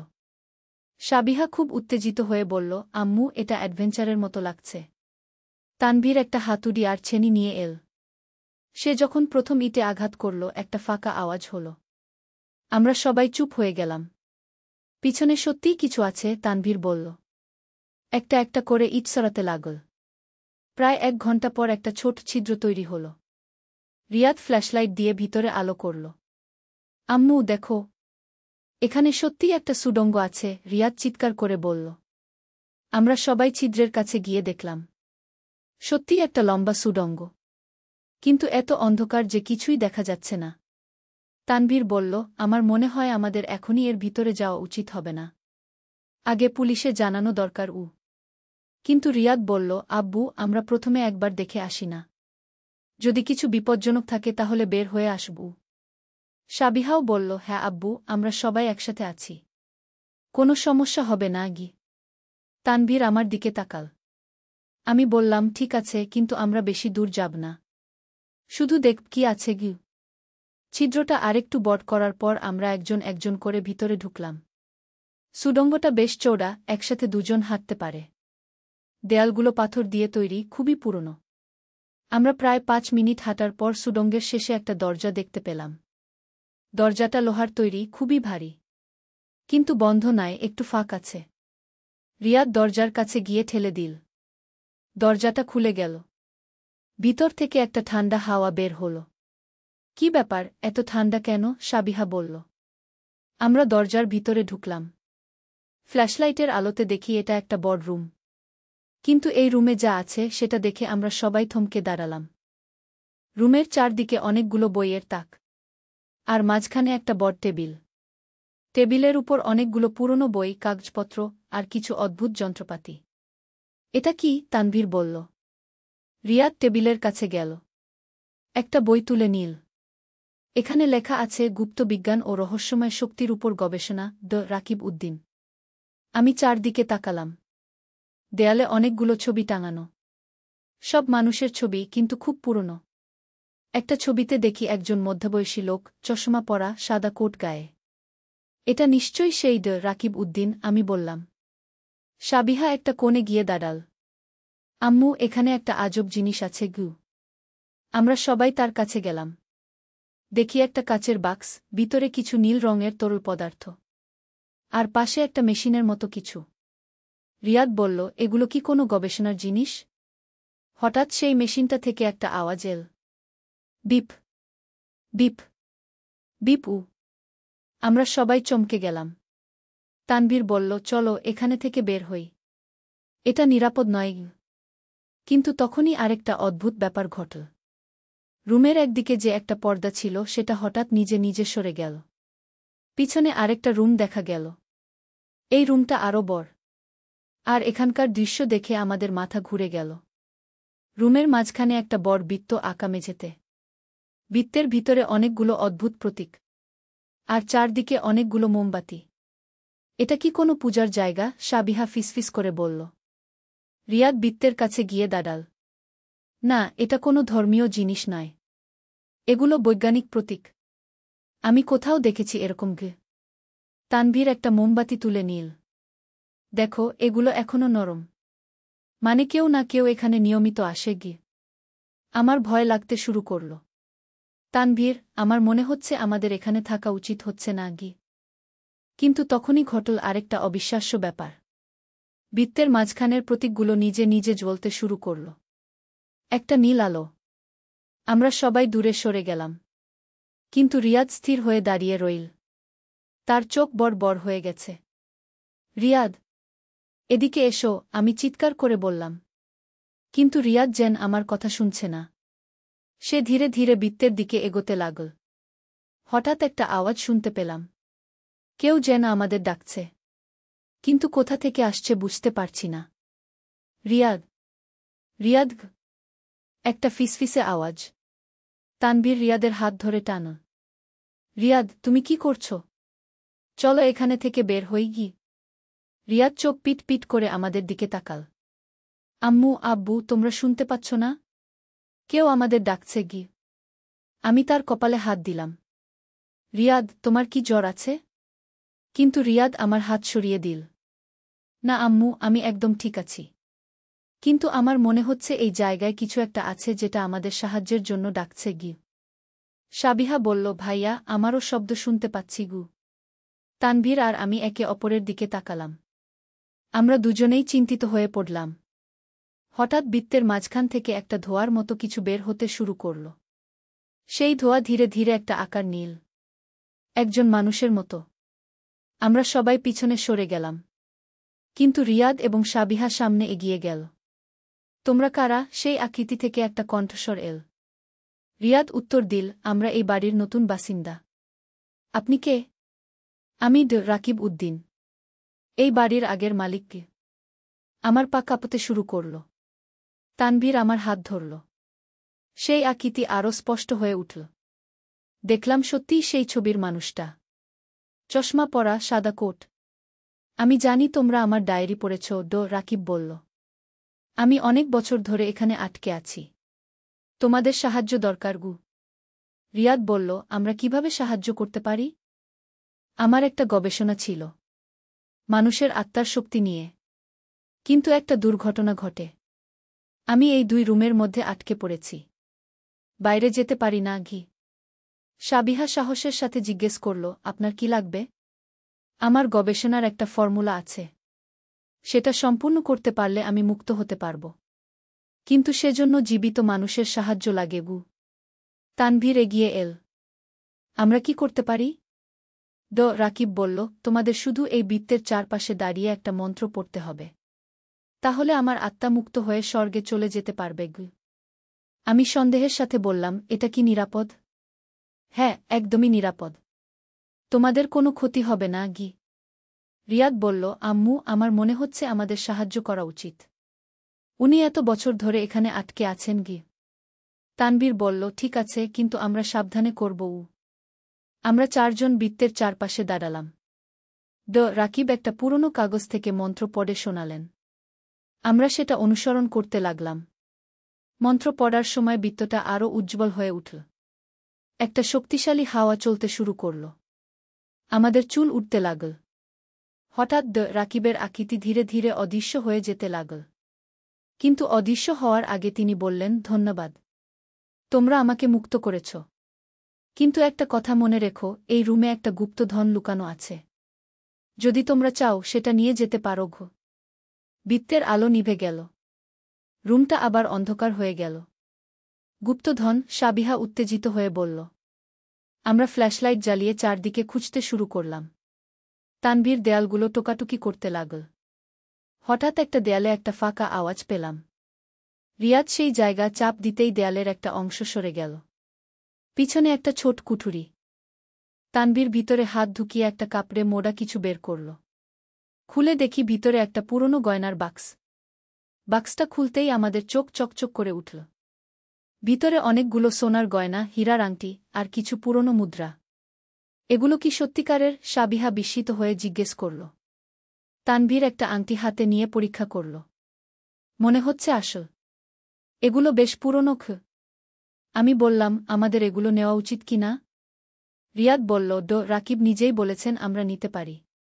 আর উনি আমাদের সাহায্যের বিনিময়ে এটা দিয়েছেন গু। আমরা গয়নার বাক্সটা নিয়ে সেই গুপ্ত রুম থেকে বের হলাম। সুড়ঙ্গ দিয়ে আমাদের বেসমেন্টে ফিরে এলাম। পরের দিন আমরা একজন জুয়েলারের কাছে গয়নাগুলো নিয়ে গেলাম। তিনি পরীক্ষা করে বললেন এগুলো সত্যিকারের সোনা আর হীরা। অনেক দামি। জুয়েলার বললেন এগুলো 19 শতকের। অ্যান্টিক ভ্যালু আছে। আপনারা যদি বিক্রি করতে চান ভালো দাম পাবেন গু।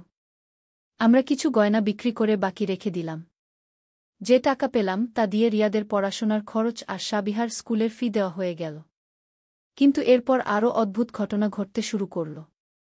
রিয়াদ বলল সে রাতে স্বপ্নে রাকিবকে দেখে। তিনি তাকে বিভিন্ন বৈজ্ঞানিক বিষয় শেখান। আম্মু রাকিব আমাকে বলেছেন আমার ভিতর বিশেষ ক্ষমতা আছে। আমি যদি চাই মানুষের মন পড়তে পারব। প্রথমে আমি বিশ্বাস করিনি। কিন্তু একদিন রিয়াদ আমার মনের কথা বলে দিল।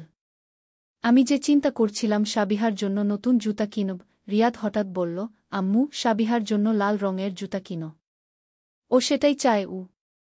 আমি অবাক হয়ে গেলাম। কারণ সাবিহা আগে কখনো বলেনি সে লাল জুতা চায়। কিন্তু যখন আমি জিজ্ঞেস করলাম সে বলল, হ্যাঁ আম্মু আমি সত্যিই লাল জুতা চাই। কিন্তু তোমাকে বলতে লজ্জা লাগছিল। ধীরে ধীরে আমি বুঝতে পারলাম রিয়াদের সত্যিই কোনো বিশেষ ক্ষমতা হয়েছে। সে মানুষের মনের কথা বুঝতে পারে। একদিন সাবিহাও বলল, আম্মু আমিও স্বপ্নে রাকিবকে দেখি। তিনি আমাকে ভবিষ্যৎ দেখার পদ্ধতি শিখিয়েছেন গু। আমি চিন্তিত হয়ে পড়লাম। সাবিহা এগুলো কি ভালো? আম্মু আমি কারো ক্ষতি করি না। শুধু ভবিষ্যতে কি ভালো হবে সেটা দেখি গু। একদিন সাবিহা বলল, আম্মু আগামী সপ্তাহে আমাদের বাড়িতে অনেক অতিথি আসবে। তুমি প্রস্তুতি নিয়ে রাখো গু। আমি ভাবলাম মেয়ে হয়তো কল্পনা করছে। কিন্তু সত্যিই সেই সপ্তাহে আমার বোন তার পুরো পরিবার নিয়ে আমাদের বাড়িতে এল। তানবীরও লক্ষ্য করল যে বাচ্চারা বদলে যাচ্ছে। একদিন সে আমাকে বলল, মীরা আমার মনে হচ্ছে রিয়াদ আর সাবিহার কিছু অস্বাভাবিক ক্ষমতা হয়েছে গিউ। আমি বললাম আমিও সেটাই ভাবছি। কিন্তু তারা তো কারো ক্ষতি করছে না গি। হ্যাঁ কিন্তু এটা কি স্বাভাবিক? একদিন আমি সিদ্ধান্ত নিলাম আবার সেই গুপ্ত রুমে যাব। হয়তো রাকিবের সাথে কথা বলতে পারব। আমি একা বেসমেন্টে গেলাম। সুডঙ্গ দিয়ে সেই রুমে পৌঁছলাম। কিন্তু এবার রুমটা ভিন্ন লাগছিল। আগের মতো অন্ধকার নেই। একটা নরম আলো। রাকিব আপনি আছেন? আমি ডাকলাম। কিছুক্ষণ পর সেই পরিচিত কণ্ঠস্বর শুনতে পেলাম। হ্যাঁ মীরা। আমি এখানে আছি গু। আমার বাচ্চাদের কি হচ্ছে? তাদের এই ক্ষমতা কোথা থেকে এল? মীরা তোমার বাচ্চারা বিশেষ।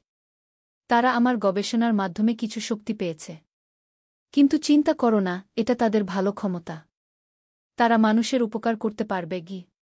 কিন্তু এটা কি চিরকাল থাকবে? না, এটা সাময়িক। যখন তারা বড় হবে এই ক্ষমতা ধীরে ধীরে কমে যাবে। তবে তাদের মধ্যে বিশেষ বুদ্ধিমত্তা থেকে যাবে গু। আমি একটু স্বস্তি পেলাম। রাকিব আপনি এখনও এখানে কেন? আপনি তো মুক্ত হয়ে গেছেন। আমি মুক্ত হয়েছি। কিন্তু আমার কাজ এখনও শেষ হয়নি। আমি তোমাদের পরিবারের রক্ষক হিসেবে থাকব। যদি কখনো কোনো বিপদ হয় আমি সাহায্য করব। সেদিনের পর থেকে আমাদের পরিবারে শান্তি নেমে এল। রিয়াদ তার ক্ষমতা ব্যবহার করে পড়াশোনায় আরও ভালো করতে লাগল। সে বিভিন্ন প্রতিযোগিতায় প্রথম হতে লাগল। সাবিহাও তার ভবিষ্যৎ দেখার ক্ষমতা দিয়ে পরিবারকে সাহায্য করতে লাগল। একবার সে বলল, আব্বু আগামীকাল অফিসে যেও না। কোনো সমস্যা হতে পারে গি। তানবীর প্রথমে শুনতে চায়নি। কিন্তু সাবিহার কথা মতো পরের দিন অফিসে গেল না। সেদিন জানা গেল অফিসে একটা দুর্ঘটনা হয়েছে। লিফট নষ্ট হয়ে 2 জন আহত হয়েছে। আমাদের পরিবারে এখন সবসময় একটা রহস্যময় আবহাওয়া। কিন্তু সেটা ভয়ের নয়, বরং নিরাপত্তার। আমি জানি রাকিব আমাদের দেখাশোনা করছেন। কিছুদিন পর আমাদের পাড়ার মানুষ জানতে পারল আমাদের বাচ্চাদের বিশেষ ক্ষমতা আছে। প্রথমে তারা সন্দেহের চোখে দেখত। কিন্তু যখন রিয়াদ আর সাবিহা মানুষের উপকার করতে শুরু করল তখন সবাই তাদের ভালোবাসতে লাগল। রিয়াদ হারিয়ে যাওয়া জিনিস খুঁজে দিত। কারো মন খারাপ থাকলে সে বুঝতে পারত এবং সান্ত্বনা দিত। সাবিহা মানুষকে সতর্ক করত যদি কোনো বিপদ আসার সম্ভাবনা থাকত। একবার সে পাড়ার রহিম চাচাকে বলল, চাচা আপনার দোকানে আজ রাতে চোর আসবে। সাবধান থাকবেন। রহিম চাচা রাত জেগে পাহারা দিলেন। সত্যিই চোর এল। কিন্তু তাকে ধরা হল। ধীরে ধীরে আমাদের বাড়িতে অনেক মানুষ আসতে শুরু করল। সবাই রিয়াদ আর সাবিহার সাহায্য চাইত। একদিন এক বৃদ্ধা এসে বলল, আমার নাতি হারিয়ে গেছে। তোমার ছেলে কি খুঁজে দিতে পারবে? রিয়াদ চোখ বন্ধ করে কিছুক্ষণ চুপ থাকল। তারপর বলল, দাদি, আপনার নাতি রেল স্টেশনের কাছে পার্কে আছে। সে ভয় পেয়ে লুকিয়ে আছে গু। সত্যিই সেই পার্কে ছেলেটাকে পাওয়া গেল। আরেকদিন এক মহিলা এল। তার স্বামী কাজে গিয়ে ফিরে আসছে না। সাবিহা বলল, আন্টি, চিন্তা করবেন না। আপনার স্বামী ভালো আছেন। তিনি আগামীকাল সন্ধ্যায় ফিরবেন। তার কাজে একটু বিলম্ব হচ্ছে গি। পরের দিন সন্ধ্যায় সেই মহিলার স্বামী ফিরে এল। কিন্তু সবচেয়ে অবিশ্বাস্য ঘটনা ঘটল একদিন। পাড়ার ডাক্তার সাহেব এলেন। তিনি খুব চিন্তিত। আমার রোগী আছে। তার অসুখ কি আমি বুঝতে পারছি না। সব পরীক্ষা করেছি, কিছু পাচ্ছি না গি। রিয়াদ বলল, ডাক্তার সাহেব, রোগীটার নাম কি? করিম মিয়া। 40 বছর বয়স। রিয়াদ চোখ বন্ধ করল। কিছুক্ষণ পর বলল, ডাক্তার সাহেব, তার লিভারের সমস্যা। কিন্তু সেটা কোনো রোগ নয়। তিনি দীর্ঘদিন ভেজাল খাবার খেয়েছেন। লিভার দুর্বল হয়ে গেছে গি। ডাক্তার সাহেব অবাক হয়ে বললেন, কিন্তু আমি লিভার ফাংশন টেস্ট করেছি। নরমাল এসেছে গি। আপনি আরও ডিটেইল টেস্ট করান। আর তাকে বিশুদ্ধ খাবার খেতে বলুন। ডাক্তার সাহেব আরও কিছু টেস্ট করালেন। সত্যিই লিভারের সমস্যা পাওয়া গেল। সঠিক চিকিৎসা শুরু করার পর রোগী ভালো হয়ে গেল। এভাবে আমাদের বাড়ি হয়ে উঠল পাড়ার একটা সাহায্য কেন্দ্র। মানুষ বিভিন্ন সমস্যা নিয়ে আসত। রিয়াদ আর সাবিহা সাধ্যমতো সাহায্য করত। কিন্তু একদিন একটা বড় সমস্যা হল। পাড়ার কিছু মানুষ ভাবতে শুরু করল আমাদের বাচ্চাদের মধ্যে জিনের আছর হয়েছে। তারা একজন ওঝাকে ডেকে আনল। সেই ওঝা আমাদের বাড়িতে এল। সে বলল, এই বাচ্চাদের মধ্যে মন্দ আত্মার প্রভাব আছে। এটা ঝাড়ফুঁক করে ভালো করতে হবে গি। আমি রেগে গেলাম। আমার বাচ্চাদের কোনো সমস্যা নেই। তারা মানুষের উপকার করছে গি। কিন্তু ওঝা জোর করে রিয়াদ আর সাবিহার কাছে যেতে চাইল। তখন হঠাৎ একটা অদ্ভুত ঘটনা ঘটল। ঘরে একটা ঠান্ডা হাওয়া চলতে শুরু করল। সবার চুল উঠতে লাগল। আর তখনই রাকিবের কণ্ঠস্বর শোনা গেল, এই বাচ্চারা আমার সুরক্ষায় আছে। কেউ তাদের ক্ষতি করতে পারবে না গি। ওঝা ভয় পেয়ে দৌড়ে পালিয়ে গেল। সেই সাথে যারা তাকে নিয়ে এসেছিল তারাও। সেদিন থেকে আর কেউ আমাদের বাচ্চাদের নিয়ে কোনো বিরূপ কথা বলেনি। দিন যেতে লাগল। রিয়াদ আর সাবিহার ক্ষমতা ধীরে ধীরে কমতে শুরু করল। রাকিব যেমন বলেছিলেন, বড় হওয়ার সাথে সাথে এই ক্ষমতা কমে যাচ্ছে। কিন্তু তাদের বুদ্ধিমত্তা বেড়ে চল। রিয়াদ পরে একজন বিখ্যাত বিজ্ঞানী হল। সাবিহা হল একজন দক্ষ ডাক্তার। আজ অনেক বছর পর আমি এই গল্প বলছি। আমাদের সেই পুরনো বাড়িতে এখনো থাকি। সেই গুপ্ত রুম এখনো আছে। কখনো কখনো আমি সেখানে যাই রাকিবের সাথে কথা বলতে। তিনি এখনো আমাদের পরিবারের রক্ষক হিসেবে আছেন। যখনই কোনো বড় সিদ্ধান্ত নিতে হয়, আমি তার পরামর্শ নিই। এই গল্পের সবচেয়ে অদ্ভুত ব্যাপার হল, আমাদের পাড়ায় এখন আর কোনো চুরি ডাকাতি হয় না। মনে হয় রাকিবের আত্মা পুরো এলাকা রক্ষা করে। গত সপ্তাহে রিয়াদ তার গবেষণায় একটা বড় সাফল্য পেয়েছে। সে ক্যান্সারের একটা নতুন চিকিৎসা আবিষ্কার করেছে। আমি বিশ্বাস করি এটা রাকিবের আশীর্বাদ। সাবিহাও তার হাসপাতালে অনেক রোগীর জীবন বাঁচিয়েছে। তার হাতের স্পর্শেই যেন রোগী ভালো হয়ে যায়। আর আমি একজন সাধারণ গৃহিণী। কিন্তু আমার জীবনে যে অসাধারণ অভিজ্ঞতা হয়েছে, সেটা আমাকে একজন বিশেষ মানুষ বানিয়েছে। আমার কাছে এখনো সেই গয়নার বাক্স আছে। মাঝে মাঝে খুলে দেখি। সেই সোনার গয়নাগুলো এখনো চকচক করে। কিন্তু আসল সম্পদ হল আমার পরিবার আর রাকিবের আশীর্বাদ। আজ রাতেও যখন আমি ঘুমাতে যাব, আমি জানি রাকিব আমাদের দেখাশোনা করবেন। তার কারণেই আমরা নিরাপদ থাকি। এই গল্পটা যারা শুনছেন তারা হয়তো ভাবছেন এটা কল্পনা। কিন্তু আমি সত্যি বলছি। আমার জীবনে যা ঘটেছে সব সত্যি। আর যদি কখনো আপনাদের বাড়িতে কোনো রহস্যময় ঘটনা ঘটে, ভয় পাবেন না। হয়তো কোনো ভালো আত্মা আপনাদের সাহায্য করতে চায়। আমাদের মতো আপনারাও একটা নতুন জীবন পেতে পারেন। একটা রোমাঞ্চকর অভিজ্ঞতা পেতে পারেন। শুধু মন খোলা রাখবেন। আর বিশ্বাস রাখবেন যে এই পৃথিবীতে এখনো অনেক রহস্য লুকিয়ে আছে, যেগুলো আবিষ্কার করলে আপনার জীবনও বদলে যেতে পারে। আমি মীরা খান। এই ছিল আমার অবিশ্বাস্য সত্য গল্প। এরকম মনে হচ্ছে এটা ফাঁকা গু। আমিও কাছে গিয়ে দেয়ালে হাত রাখলাম। সত্যিই আওয়াজটা আলাদা। আমি চারদিকে তাকালাম। হঠাৎ চোখে পড়ল দেয়ালের নিচের দিকে কিছু ইটের রং আলাদা। রিয়াদ, দেখো, এই ইটগুলো নতুন লাগছে, আমি বললাম। রিয়াদ নিচু হয়ে দেখল। তারপর সে আমার দিকে তাকাল। মা, মনে হচ্ছে কেউ এই দেয়াল সম্প্রতি বন্ধ করেছে গু। আমার মন খারাপ হতে শুরু করল। কিন্তু একটা কৌতূহল কাজ করছিল। আমি বললাম, তাহলে আমরা এই ইটগুলো সরিয়ে দেখি না কি আছে পিছনে? রিয়াদের চোখ চকচক করে উঠল। সত্যিই মা? তুমি রাজি আছো? আমি মাথা নাড়লাম। হ্যাঁ, কিন্তু তোমার বাবাকে জানিয়ে। আর সাবিহাকেও সাথে নিয়ে আসি। সেদিন সন্ধ্যায় আমরা সবাই বেসমেন্টে জড়ো হলাম। তানভীর প্রথমে রাজি হয়নি। কিন্তু রিয়াদ তাকে ডায়েরির কিছু অংশ পড়ে শোনালে সেও আগ্রহী হয়ে পড়ল।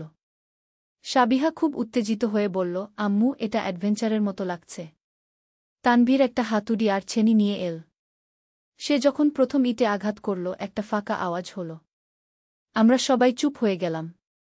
পিছনে সত্যিই কিছু আছে, তানভীর বলল। একটা একটা করে ইট সরাতে লাগল। প্রায় 1 ঘণ্টা পর একটা ছোট ছিদ্র তৈরি হল। রিয়াদ ফ্ল্যাশলাইট দিয়ে ভিতরে আলো করল। আম্মু, দেখো, এখানে সত্যিই একটা সুড়ঙ্গ আছে, রিয়াদ চিৎকার করে বলল। আমরা সবাই ছিদ্রের কাছে গিয়ে দেখলাম। সত্যিই একটা লম্বা সুড়ঙ্গ। কিন্তু এত অন্ধকার যে কিছুই দেখা যাচ্ছে না। তানভীর বলল, আমার মনে হয় আমাদের এখনই এর ভিতরে যাওয়া উচিত হবে না। আগে পুলিশে জানানো দরকার। কিন্তু রিয়াদ বলল, আব্বু, আমরা প্রথমে একবার দেখে আসি না? যদি কিছু বিপজ্জনক থাকে তাহলে বের হয়ে আসব। সাবিহাও বলল, হ্যাঁ আব্বু, আমরা সবাই একসাথে আছি। কোনো সমস্যা হবে না গি। তানভীর আমার দিকে তাকাল। আমি বললাম, ঠিক আছে, কিন্তু আমরা বেশি দূর যাব না। শুধু দেখ কি আছে গি। ছিদ্রটা আরেকটু বড় করার পর আমরা একজন একজন করে ভিতরে ঢুকলাম। সুড়ঙ্গটা বেশ চওড়া, একসাথে দুজন হাঁটতে পারে। দেয়ালগুলো পাথর দিয়ে তৈরি, খুবই পুরনো। আমরা প্রায় 5 মিনিট হাঁটার পর সুড়ঙ্গের শেষে একটা দরজা দেখতে পেলাম। দরজাটা লোহার তৈরি, খুবই ভারী। কিন্তু বন্ধ নয়, একটু ফাঁক আছে। রিয়াদ দরজার কাছে গিয়ে ঠেলে দিল। দরজাটা খুলে গেল। ভিতর থেকে একটা ঠান্ডা হাওয়া বের হল। কি ব্যাপার, এত ঠান্ডা কেন? সাবিহা বলল। আমরা দরজার ভিতরে ঢুকলাম। ফ্ল্যাশলাইটের আলোতে দেখি এটা একটা বড় রুম। কিন্তু এই রুমে যা আছে সেটা দেখে আমরা সবাই থমকে দাঁড়ালাম। রুমের চারদিকে অনেকগুলো বইয়ের তাক।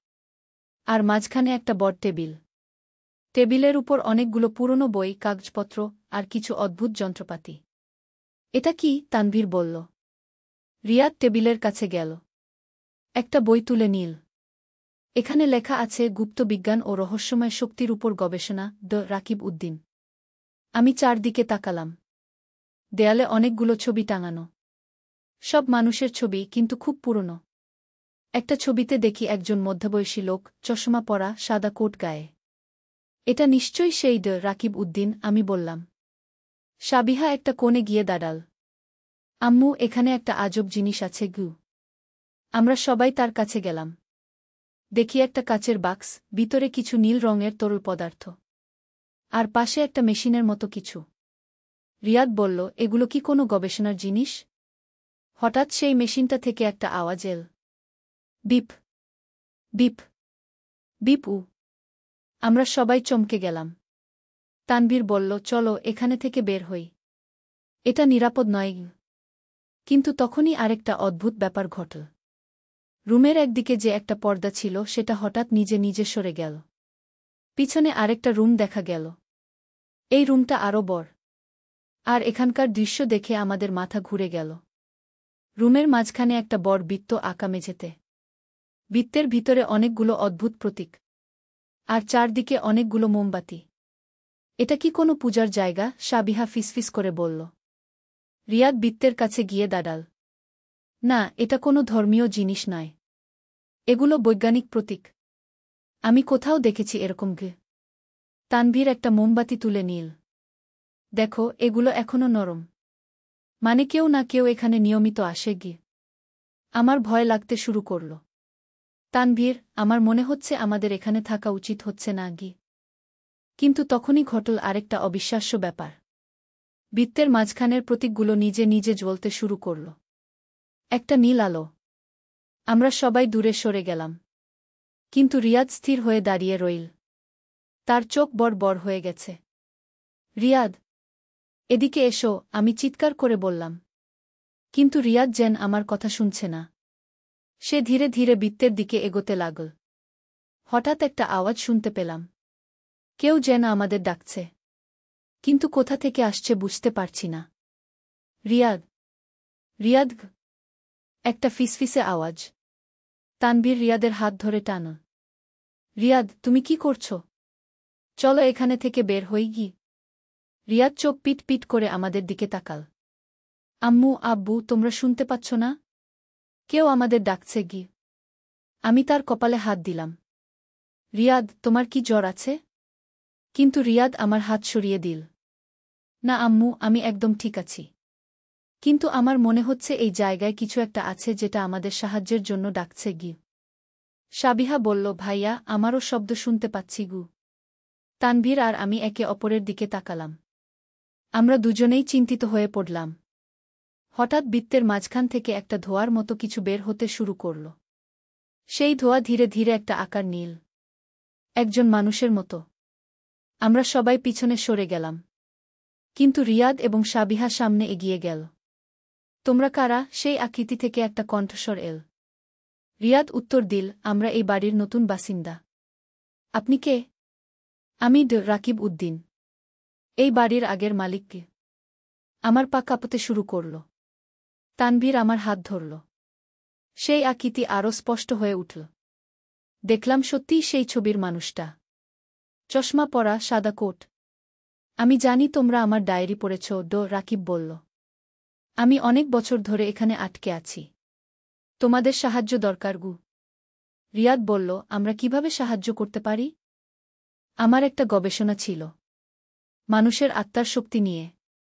কিন্তু একটা দুর্ঘটনা ঘটে। আমি এই 2 রুমের মধ্যে আটকে পড়েছি। বাইরে যেতে পারি না গি। সাবিহা সাহসের সাথে জিজ্ঞেস করল, আপনার কি লাগবে? আমার গবেষণার একটা ফর্মুলা আছে। সেটা সম্পূর্ণ করতে পারলে আমি মুক্ত হতে পারব। কিন্তু সেজন্য জীবিত মানুষের সাহায্য লাগে গু। তানভীর এগিয়ে এল। আমরা কি করতে পারি? রাকিব বলল, তোমাদের শুধু এই বৃত্তের চারপাশে দাঁড়িয়ে একটা মন্ত্র পড়তে হবে। তাহলে আমার আত্মা মুক্ত হয়ে স্বর্গে চলে যেতে পারবে গু। আমি সন্দেহের সাথে বললাম, এটা কি নিরাপদ? হ্যাঁ, একদমই নিরাপদ। তোমাদের কোনো ক্ষতি হবে না গি। রিয়াদ বলল, আম্মু, আমার মনে হচ্ছে আমাদের সাহায্য করা উচিত। উনি এত বছর ধরে এখানে আটকে আছেন গি। তানভীর বলল, ঠিক আছে, কিন্তু আমরা সাবধানে করব। আমরা 4 জন বৃত্তের চারপাশে দাঁড়ালাম। রাকিব একটা পুরনো কাগজ থেকে মন্ত্র পড়ে শোনালেন। আমরা সেটা অনুসরণ করতে লাগলাম। মন্ত্র পড়ার সময় বৃত্তটা আরও উজ্জ্বল হয়ে উঠল। একটা শক্তিশালী হাওয়া চলতে শুরু করল। আমাদের চুল উঠতে লাগল। হঠাৎ রাকিবের আকৃতি ধীরে ধীরে অদৃশ্য হয়ে যেতে লাগল। কিন্তু অদৃশ্য হওয়ার আগে তিনি বললেন, ধন্যবাদ। তোমরা আমাকে মুক্ত করেছ। কিন্তু একটা কথা মনে রেখো, এই রুমে একটা গুপ্ত ধন লুকানো আছে। যদি তোমরা চাও সেটা নিয়ে যেতে পারো গো। বৃত্তের আলো নিভে গেল। রুমটা আবার অন্ধকার হয়ে গেল। গুপ্তধন? সাবিহা উত্তেজিত হয়ে বলল। আমরা ফ্ল্যাশলাইট জ্বালিয়ে চারদিকে খুঁজতে শুরু করলাম। তানভীর দেয়ালগুলো টোকাটুকি করতে লাগল। হঠাৎ একটা দেয়ালে একটা ফাঁকা আওয়াজ পেলাম। রিয়াদ সেই জায়গা চাপ দিতেই দেয়ালের একটা অংশ সরে গেল। পিছনে একটা ছোট কুঠুরি। তানভীর ভিতরে হাত ঢুকিয়ে একটা কাপড়ে মোড়া কিছু বের করল। খুলে দেখি ভিতরে একটা পুরনো গয়নার বাক্স। বাক্সটা খুলতেই আমাদের চোখ চকচক করে উঠল। ভিতরে অনেকগুলো সোনার গয়না, হীরার আংটি আর কিছু পুরনো মুদ্রা। এগুলো কি সত্যিকারের? সাবিহা বিস্মিত হয়ে জিজ্ঞেস করল। তানভীর একটা আংটি হাতে নিয়ে পরীক্ষা করল। মনে হচ্ছে আসল। এগুলো বেশ পুরনো। আমি বললাম, আমাদের এগুলো নেওয়া উচিত কি না? রিয়াদ বলল, রাকিব নিজেই বলেছেন আমরা নিতে পারি। আর উনি আমাদের সাহায্যের বিনিময়ে এটা দিয়েছেন গু। আমরা গয়নার বাক্সটা নিয়ে সেই গুপ্ত রুম থেকে বের হলাম। সুডঙ্গ দিয়ে আমাদের বেসমেন্টে ফিরে এলাম। পরের দিন আমরা একজন জুয়েলারের কাছে গয়নাগুলো নিয়ে গেলাম। তিনি পরীক্ষা করে বললেন এগুলো সত্যিকারের সোনা আর হীরা। অনেক দামি। জুয়েলার বললেন এগুলো 19 শতকের। অ্যান্টিক ভ্যালু আছে। আপনারা যদি বিক্রি করতে চান ভালো দাম পাবেন গু। আমরা কিছু গয়না বিক্রি করে বাকি রেখে দিলাম। যে টাকা পেলাম তা দিয়ে রিয়াদের পড়াশোনার খরচ আর সাবিহার স্কুলের ফি দেওয়া হয়ে গেল। কিন্তু এরপর আরও অদ্ভুত ঘটনা ঘটতে শুরু করল। রিয়াদ বলল সে রাতে স্বপ্নে রাকিবকে দেখে। তিনি তাকে বিভিন্ন বৈজ্ঞানিক বিষয় শেখান। আম্মু রাকিব আমাকে বলেছেন আমার ভিতর বিশেষ ক্ষমতা আছে। আমি যদি চাই মানুষের মন পড়তে পারব। প্রথমে আমি বিশ্বাস করিনি। কিন্তু একদিন রিয়াদ আমার মনের কথা বলে দিল। আমি যে চিন্তা করছিলাম সাবিহার জন্য নতুন জুতা কিনব, রিয়াদ হঠাৎ বলল, আম্মু সাবিহার জন্য লাল রঙের জুতা কিনো। ও সেটাই চায়। আমি অবাক হয়ে গেলাম। কারণ সাবিহা আগে কখনো বলেনি সে লাল জুতা চায়।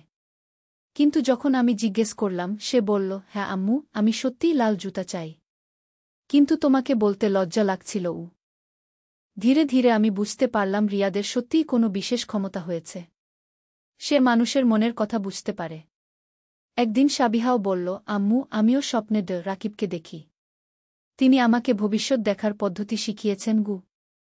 আমি চিন্তিত হয়ে পড়লাম। সাবিহা, এগুলো কি ভালো? আম্মু, আমি কারো ক্ষতি করি না।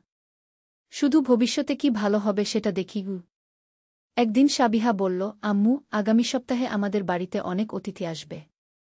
তুমি প্রস্তুতি নিয়ে রাখো গো। আমি ভাবলাম মেয়ে হয়তো কল্পনা করছে। কিন্তু সত্যিই সেই সপ্তাহে আমার বোন তার পুরো পরিবার নিয়ে আমাদের বাড়িতে এল। তানবীরও লক্ষ্য করল যে বাচ্চারা বদলে যাচ্ছে। একদিন সে আমাকে বলল, মীরা, আমার মনে হচ্ছে রিয়াদ আর সাবিহার কিছু অস্বাভাবিক ক্ষমতা হয়েছে গিউ। আমি বললাম, আমিও সেটাই ভাবছি। কিন্তু তারা তো কারো ক্ষতি করছে না গি।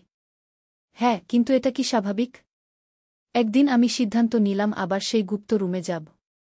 হয়তো রাকিবের সাথে কথা বলতে পারব। আমি একা বেসমেন্টে গেলাম। সুডঙ্গ দিয়ে সেই রুমে পৌঁছলাম। কিন্তু এবার রুমটা ভিন্ন লাগছিল। আগের মতো অন্ধকার নেই। একটা নরম আলো। রাকিব, আপনি আছেন? আমি ডাকলাম। কিছুক্ষণ পর সেই পরিচিত কণ্ঠস্বর শুনতে পেলাম। হ্যাঁ মীরা, আমি এখানে আছি গু। আমার বাচ্চাদের কি হচ্ছে? তাদের এই ক্ষমতা কোথা থেকে এল? মীরা, তোমার বাচ্চারা বিশেষ। তারা আমার গবেষণার মাধ্যমে কিছু শক্তি পেয়েছে।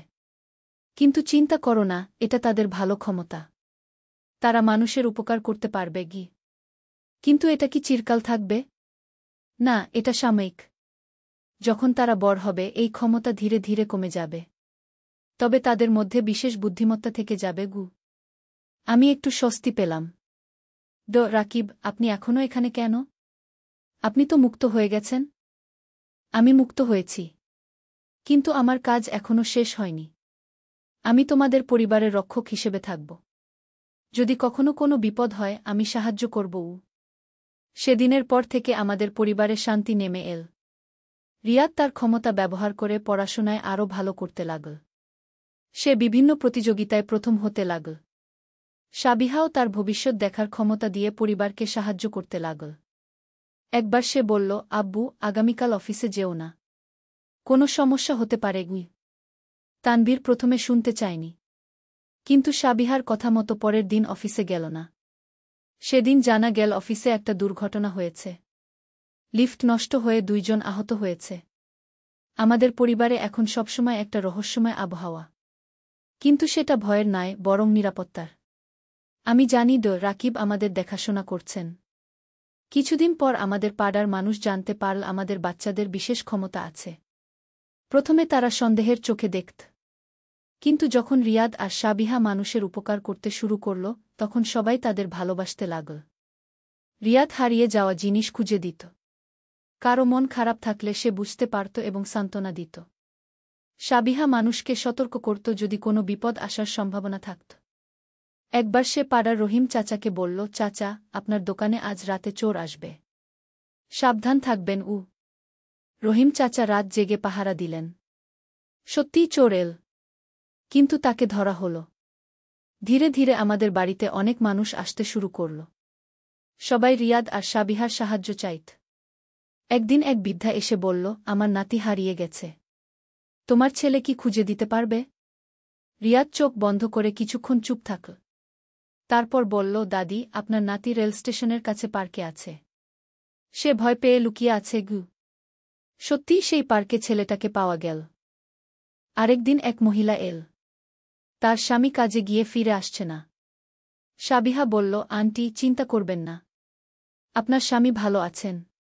তিনি আগামীকাল সন্ধ্যায় ফিরবেন। তার কাজে একটু বিলম্ব হচ্ছে গি। পরের দিন সন্ধ্যায় সেই মহিলার স্বামী ফিরে এল। কিন্তু সবচেয়ে অবিশ্বাস্য ঘটনা ঘটল একদিন।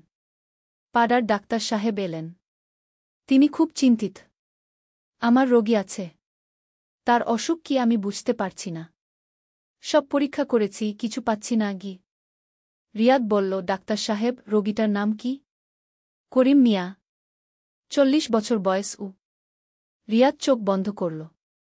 কিছুক্ষণ পর বলল, ডাক্তার সাহেব, তার লিভারের সমস্যা। কিন্তু সেটা কোনো রোগ নয়। তিনি দীর্ঘদিন ভেজাল খাবার খেয়েছেন। লিভার দুর্বল হয়ে গেছে গি। ডাক্তার সাহেব অবাক হয়ে বললেন, কিন্তু আমি লিভার ফাংশন টেস্ট করেছি। নরমাল এসেছে গি। আপনি আরও ডিটেইল টেস্ট করান। আর তাকে বিশুদ্ধ খাবার খেতে বলুন। ডাক্তার সাহেব আরও কিছু টেস্ট করালেন। সত্যিই লিভারের সমস্যা পাওয়া গেল। সঠিক চিকিৎসা শুরু করার পর রোগী ভালো হয়ে গেল। এভাবে আমাদের বাড়ি হয়ে উঠল পাড়ার একটা সাহায্য কেন্দ্র। মানুষ বিভিন্ন সমস্যা নিয়ে আসত। রিয়াদ আর সাবিহা সাধ্যমতো সাহায্য করত। কিন্তু একদিন একটা বড় সমস্যা হল। পাড়ার কিছু মানুষ ভাবতে শুরু করল আমাদের বাচ্চাদের মধ্যে জিনের আছর হয়েছে। তারা একজন ওঝাকে ডেকে আনল। সেই ওঝা আমাদের বাড়িতে এল। সে বলল, এই বাচ্চাদের মধ্যে মন্দ আত্মার প্রভাব আছে। এটা ঝাড়ফুঁক করে ভালো করতে হবে গি। আমি রেগে গেলাম। আমার বাচ্চাদের কোনো সমস্যা নেই। তারা মানুষের উপকার করছে গি। কিন্তু ওঝা জোর করে রিয়াদ আর সাবিহার কাছে যেতে চাইল। তখন হঠাৎ একটা অদ্ভুত ঘটনা ঘটল। ঘরে একটা ঠান্ডা হাওয়া চলতে শুরু করল। সবার চুল উঠতে লাগল। আর তখনই রাকিবের কণ্ঠস্বর শোনা গেল, এই বাচ্চারা আমার সুরক্ষায় আছে। কেউ তাদের ক্ষতি করতে পারবে না গি। ওঝা ভয় পেয়ে দৌড়ে পালিয়ে গেল। সেই সাথে যারা তাকে নিয়ে এসেছিল তারাও। সেদিন থেকে আর কেউ আমাদের বাচ্চাদের নিয়ে কোনো বিরূপ কথা বলেনি। দিন যেতে লাগল। রিয়াদ আর সাবিহার ক্ষমতা ধীরে ধীরে কমতে শুরু করল। রাকিব যেমন বলেছিলেন, বড় হওয়ার সাথে সাথে এই ক্ষমতা কমে যাচ্ছে। কিন্তু তাদের বুদ্ধিমত্তা বেড়ে চল। রিয়াদ পরে একজন বিখ্যাত বিজ্ঞানী হল।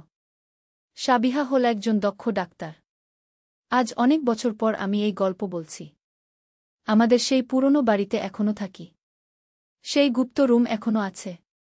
কখনো কখনো আমি সেখানে যাই রাকিবের সাথে কথা বলতে। তিনি এখনো আমাদের পরিবারের রক্ষক হিসেবে আছেন। যখনই কোনো বড় সিদ্ধান্ত নিতে হয়, আমি তার পরামর্শ নিই। এই গল্পের সবচেয়ে অদ্ভুত ব্যাপার হল, আমাদের পাড়ায় এখন আর কোনো চুরি ডাকাতি হয় না। মনে হয় রাকিবের আত্মা পুরো এলাকা রক্ষা করে। গত সপ্তাহে রিয়াদ তার গবেষণায় একটা বড় সাফল্য পেয়েছে। সে ক্যান্সারের একটা নতুন চিকিৎসা আবিষ্কার করেছে। আমি বিশ্বাস করি এটা রাকিবের আশীর্বাদ। সাবিহাও তার হাসপাতালে অনেক রোগীর জীবন বাঁচিয়েছে। তার হাতের স্পর্শেই যেন রোগী ভালো হয়ে যায়। আর আমি একজন সাধারণ গৃহিণী। কিন্তু আমার জীবনে যে অসাধারণ অভিজ্ঞতা হয়েছে সেটা আমাকে একজন বিশেষ মানুষ বানিয়েছে।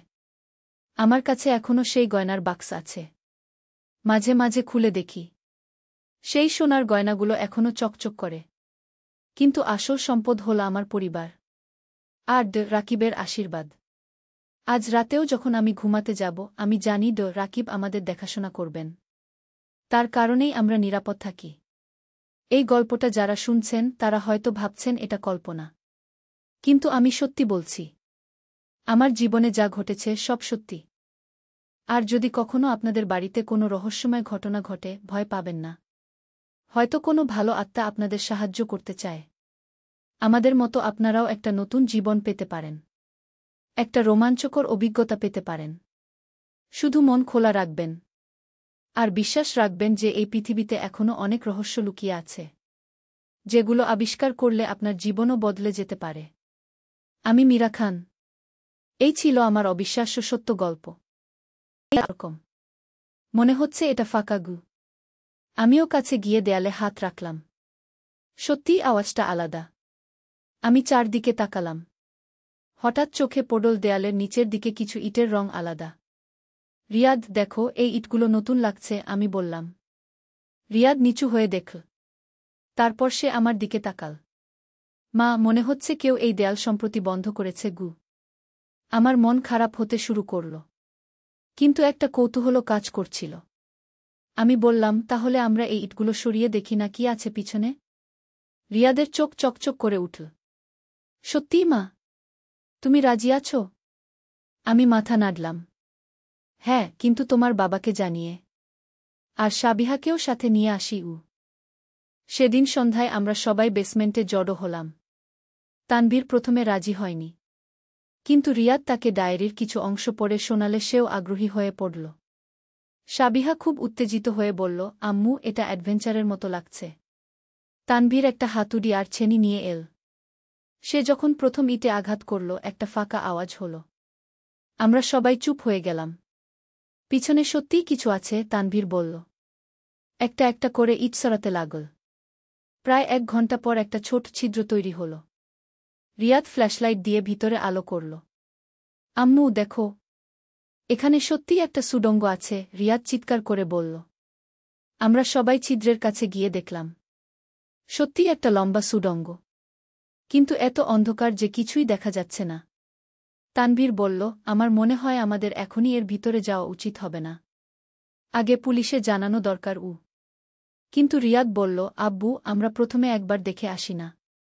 যদি কিছু বিপজ্জনক থাকে তাহলে বের হয়ে আসব। সাবিহাও বলল, হ্যাঁ আব্বু, আমরা সবাই একসাথে আছি। কোনো সমস্যা হবে না গি। তানভীর আমার দিকে তাকাল। আমি বললাম, ঠিক আছে, কিন্তু আমরা বেশি দূর যাব না। শুধু দেখ কি আছে গি।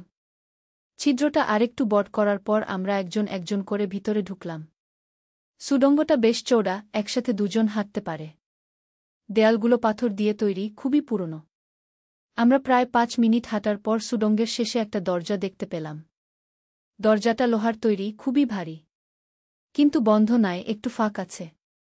রিয়াদ দরজার কাছে গিয়ে ঠেলে দিল। দরজাটা খুলে গেল। ভিতর থেকে একটা ঠান্ডা হাওয়া বের হল। কি ব্যাপার, এত ঠান্ডা কেন? সাবিহা বলল। আমরা দরজার ভিতরে ঢুকলাম। ফ্ল্যাশলাইটের আলোতে দেখি এটা একটা বড় রুম। কিন্তু এই রুমে যা আছে সেটা দেখে আমরা সবাই থমকে দাঁড়ালাম। রুমের চারদিকে অনেকগুলো বইয়ের তাক। আর মাঝখানে একটা বড় টেবিল। টেবিলের উপর অনেকগুলো পুরনো বই, কাগজপত্র আর কিছু অদ্ভুত যন্ত্রপাতি। এটা কি? তানভীর বলল। রিয়াদ টেবিলের কাছে গেল। একটা বই তুলে নিল।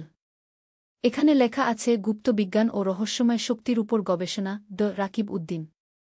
আমি চারদিকে তাকালাম। দেয়ালে অনেকগুলো ছবি টাঙানো। সব মানুষের ছবি, কিন্তু খুব পুরনো। একটা ছবিতে দেখি একজন মধ্যবয়সী লোক, চশমা পরা, সাদা কোট গায়ে। এটা নিশ্চয়ই সেই রাকিব উদ্দিন, আমি বললাম। সাবিহা একটা কোণে গিয়ে দাঁড়াল। আম্মু, এখানে একটা আজব জিনিস আছে গু। আমরা সবাই তার কাছে গেলাম। দেখি একটা কাচের বাক্স, ভিতরে কিছু নীল রঙের তরল পদার্থ। আর পাশে একটা মেশিনের মতো কিছু। রিয়াদ বলল, এগুলো কি কোনো গবেষণার জিনিস? হঠাৎ সেই মেশিনটা থেকে একটা আওয়াজ এল। Beep beep beep. আমরা সবাই চমকে গেলাম। তানভীর বলল, চলো এখানে থেকে বের হই। এটা নিরাপদ নয়। কিন্তু তখনই আরেকটা অদ্ভুত ব্যাপার ঘটল। রুমের একদিকে যে একটা পর্দা ছিল সেটা হঠাৎ নিজে নিজে সরে গেল। পিছনে আরেকটা রুম দেখা গেল। এই রুমটা আরও বড়। আর এখানকার দৃশ্য দেখে আমাদের মাথা ঘুরে গেল। রুমের মাঝখানে একটা বড় বৃত্ত আঁকা মেঝেতে। বৃত্তের ভিতরে অনেকগুলো অদ্ভুত প্রতীক। আর চারদিকে অনেকগুলো মোমবাতি। এটা কি কোনো পূজার জায়গা? সাবিহা ফিসফিস করে বলল। রিয়াদ বৃত্তের কাছে গিয়ে দাঁড়াল। না, এটা কোনো ধর্মীয় জিনিস নয়। এগুলো বৈজ্ঞানিক প্রতীক। আমি কোথাও দেখেছি এরকম গে।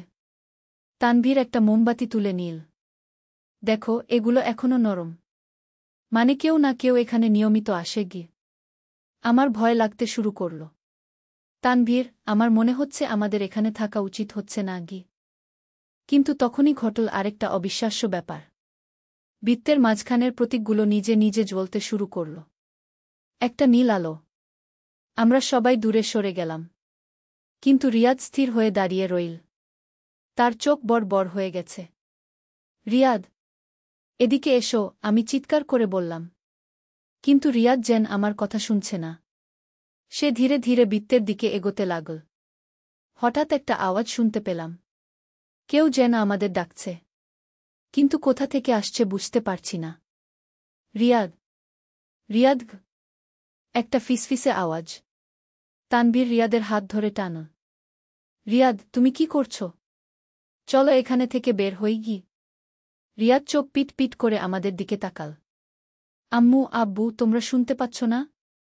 কেউ আমাদের ডাকছে গি। আমি তার কপালে হাত দিলাম। রিয়াদ, তোমার কি জ্বর আছে? কিন্তু রিয়াদ আমার হাত সরিয়ে দিল। না আম্মু, আমি একদম ঠিক আছি। কিন্তু আমার মনে হচ্ছে এই জায়গায় কিছু একটা আছে যেটা আমাদের সাহায্যের জন্য ডাকছে গি। সাবিহা বলল, ভাইয়া, আমারও শব্দ শুনতে পাচ্ছি গু।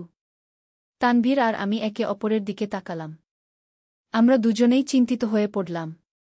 হঠাৎ বৃত্তের মাঝখান থেকে একটা ধোঁয়ার মতো কিছু বের হতে শুরু করল। সেই ধোঁয়া ধীরে ধীরে একটা আকার নীল। একজন মানুষের মতো। আমরা সবাই পিছনে সরে গেলাম। কিন্তু রিয়াদ এবং সাবিহা সামনে এগিয়ে গেল। তোমরা কারা? সেই আকৃতি থেকে একটা কণ্ঠস্বর এল। রিয়াদ উত্তর দিল, আমরা এই বাড়ির নতুন বাসিন্দা। আপনি কে? আমি রাকিব উদ্দিন। এই বাড়ির আগের মালিক কে? আমার পা কাঁপতে শুরু করল। তানভীর আমার হাত ধরল। সেই আকৃতি আরও স্পষ্ট হয়ে উঠল।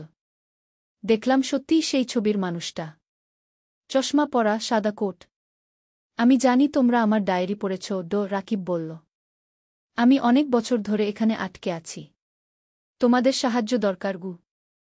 রিয়াদ বলল, আমরা কিভাবে সাহায্য করতে পারি? আমার একটা গবেষণা ছিল মানুষের আত্মার শক্তি নিয়ে।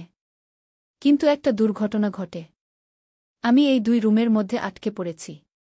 বাইরে যেতে পারি না ঘি। সাবিহা সাহসের সাথে জিজ্ঞেস করল, আপনার কি লাগবে? আমার গবেষণার একটা ফর্মুলা আছে। সেটা সম্পূর্ণ করতে পারলে আমি মুক্ত হতে পারব। কিন্তু সেজন্য জীবিত মানুষের সাহায্য লাগে গু। তানভীর এগিয়ে এল। আমরা কি করতে পারি? রাকিব বলল, তোমাদের শুধু এই বৃত্তের চারপাশে দাঁড়িয়ে একটা মন্ত্র পড়তে হবে। তাহলে আমার আত্মা মুক্ত হয়ে স্বর্গে চলে যেতে পারবে গু। আমি সন্দেহের সাথে বললাম, এটা কি নিরাপদ? হ্যাঁ, একদমই নিরাপদ। তোমাদের কোনো ক্ষতি হবে না গি। রিয়াদ বলল, আম্মু, আমার মনে হচ্ছে আমাদের সাহায্য করা উচিত। উনি এত বছর ধরে এখানে আটকে আছেন গি। তানভীর বলল, ঠিক আছে, কিন্তু আমরা সাবধানে করব। আমরা 4 জন বৃত্তের চারপাশে দাঁড়ালাম। রাকিব একটা পুরনো কাগজ থেকে মন্ত্র পড়ে শোনালেন। আমরা সেটা অনুসরণ করতে লাগলাম। মন্ত্র পড়ার সময় বৃত্তটা আরও উজ্জ্বল হয়ে উঠল। একটা শক্তিশালী হাওয়া চলতে শুরু করল। আমাদের চুল উঠতে লাগল। হঠাৎ রাকিবের আকৃতি ধীরে ধীরে অদৃশ্য হয়ে যেতে লাগল। কিন্তু অদৃশ্য হওয়ার আগে তিনি বললেন, ধন্যবাদ। তোমরা আমাকে মুক্ত করেছ। কিন্তু একটা কথা মনে রেখো, এই রুমে একটা গুপ্তধন লুকানো আছে। যদি তোমরা চাও সেটা নিয়ে যেতে পারো ঘো। বৃত্তের আলো নিভে গেল। রুমটা আবার অন্ধকার হয়ে গেল। গুপ্তধন? সাবিহা উত্তেজিত হয়ে বলল। আমরা ফ্ল্যাশলাইট জ্বালিয়ে চারদিকে খুঁজতে শুরু করলাম। তানভীর দেয়ালগুলো টোকাটুকি করতে লাগল। হঠাৎ একটা দেয়ালে একটা ফাঁকা আওয়াজ পেলাম। রিয়াদ সেই জায়গা চাপ দিতেই দেয়ালের একটা অংশ সরে গেল। পিছনে একটা ছোট কুঠুরি। তানভীর ভিতরে হাত ঢুকিয়ে একটা কাপড়ে মোড়া কিছু বের করল। খুলে দেখি ভিতরে একটা পুরনো গয়নার বাক্স। বাক্সটা খুলতেই আমাদের চোখ চকচক করে উঠল। ভিতরে অনেকগুলো সোনার গয়না, হীরার আংটি আর কিছু পুরনো মুদ্রা।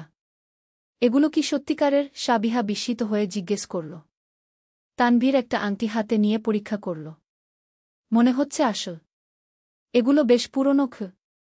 আমি বললাম, আমাদের এগুলো নেওয়া উচিত কি না? রিয়াদ বলল, রাকিব নিজেই বলেছেন আমরা নিতে পারি। আর উনি আমাদের সাহায্যের বিনিময়ে এটা দিয়েছেন গু। আমরা গয়নার বাক্সটা নিয়ে সেই গুপ্ত রুম থেকে বের হলাম। সুড়ঙ্গ দিয়ে আমাদের বেসমেন্টে ফিরে এলাম। পরের দিন আমরা একজন জুয়েলারের কাছে গয়নাগুলো নিয়ে গেলাম। তিনি পরীক্ষা করে বললেন এগুলো সত্যিকারের সোনা আর হীরা। অনেক দামি। জুয়েলার বললেন এগুলো 19 শতকের। অ্যান্টিক ভ্যালু আছে। আপনারা যদি বিক্রি করতে চান ভালো দাম পাবেন গু। আমরা কিছু গয়না বিক্রি করে বাকি রেখে দিলাম। যে টাকা পেলাম তা দিয়ে রিয়াদের পড়াশোনার খরচ আর সাবিহার স্কুলের ফি দেওয়া হয়ে গেল। কিন্তু এরপর আরও অদ্ভুত ঘটনা ঘটতে শুরু করল। রিয়াদ বলল সে রাতে স্বপ্নে রাকিবকে দেখে। তিনি তাকে বিভিন্ন বৈজ্ঞানিক বিষয় শেখান। আম্মু রাকিব আমাকে বলেছেন আমার ভিতর বিশেষ ক্ষমতা আছে। আমি যদি চাই মানুষের মন পড়তে পারব। প্রথমে আমি বিশ্বাস করিনি। কিন্তু একদিন রিয়াদ আমার মনের কথা বলে দিল। আমি যে চিন্তা করছিলাম সাবিহার জন্য নতুন জুতা কিনব, রিয়াদ হঠাৎ বলল, আম্মু সাবিহার জন্য লাল রঙের জুতা কিনো। ও সেটাই চায়। আমি অবাক হয়ে গেলাম। কারণ সাবিহা আগে কখনো বলেনি সে লাল জুতা চায়। কিন্তু যখন আমি জিজ্ঞেস করলাম সে বলল, হ্যাঁ আম্মু আমি সত্যিই লাল জুতা চাই। কিন্তু তোমাকে বলতে লজ্জা লাগছিল। ধীরে ধীরে আমি বুঝতে পারলাম রিয়াদের সত্যিই কোনো বিশেষ ক্ষমতা হয়েছে। সে মানুষের মনের কথা বুঝতে পারে। একদিন সাবিহাও বলল, আম্মু আমিও স্বপ্নে রাকিবকে দেখি। তিনি আমাকে ভবিষ্যৎ দেখার পদ্ধতি শিখিয়েছেন গু। আমি চিন্তিত হয়ে পড়লাম। সাবিহা এগুলো কি ভালো? আম্মু আমি কারো ক্ষতি করি না। শুধু ভবিষ্যতে কি ভালো হবে সেটা দেখি গু। একদিন সাবিহা বলল, আম্মু আগামী সপ্তাহে আমাদের বাড়িতে অনেক অতিথি আসবে। তুমি প্রস্তুতি নিয়ে রাখো গো। আমি ভাবলাম মেয়ে হয়তো কল্পনা করছে। কিন্তু সত্যিই সেই সপ্তাহে আমার বোন তার পুরো পরিবার নিয়ে আমাদের বাড়িতে এল। তানবীরও লক্ষ্য করল যে বাচ্চারা বদলে যাচ্ছে। একদিন সে আমাকে বলল, মীরা আমার মনে হচ্ছে রিয়াদ আর সাবিহার কিছু অস্বাভাবিক ক্ষমতা হয়েছে গিউ। আমি বললাম আমিও সেটাই ভাবছি। কিন্তু তারা তো কারো ক্ষতি করছে না গি। হ্যাঁ কিন্তু এটা কি স্বাভাবিক?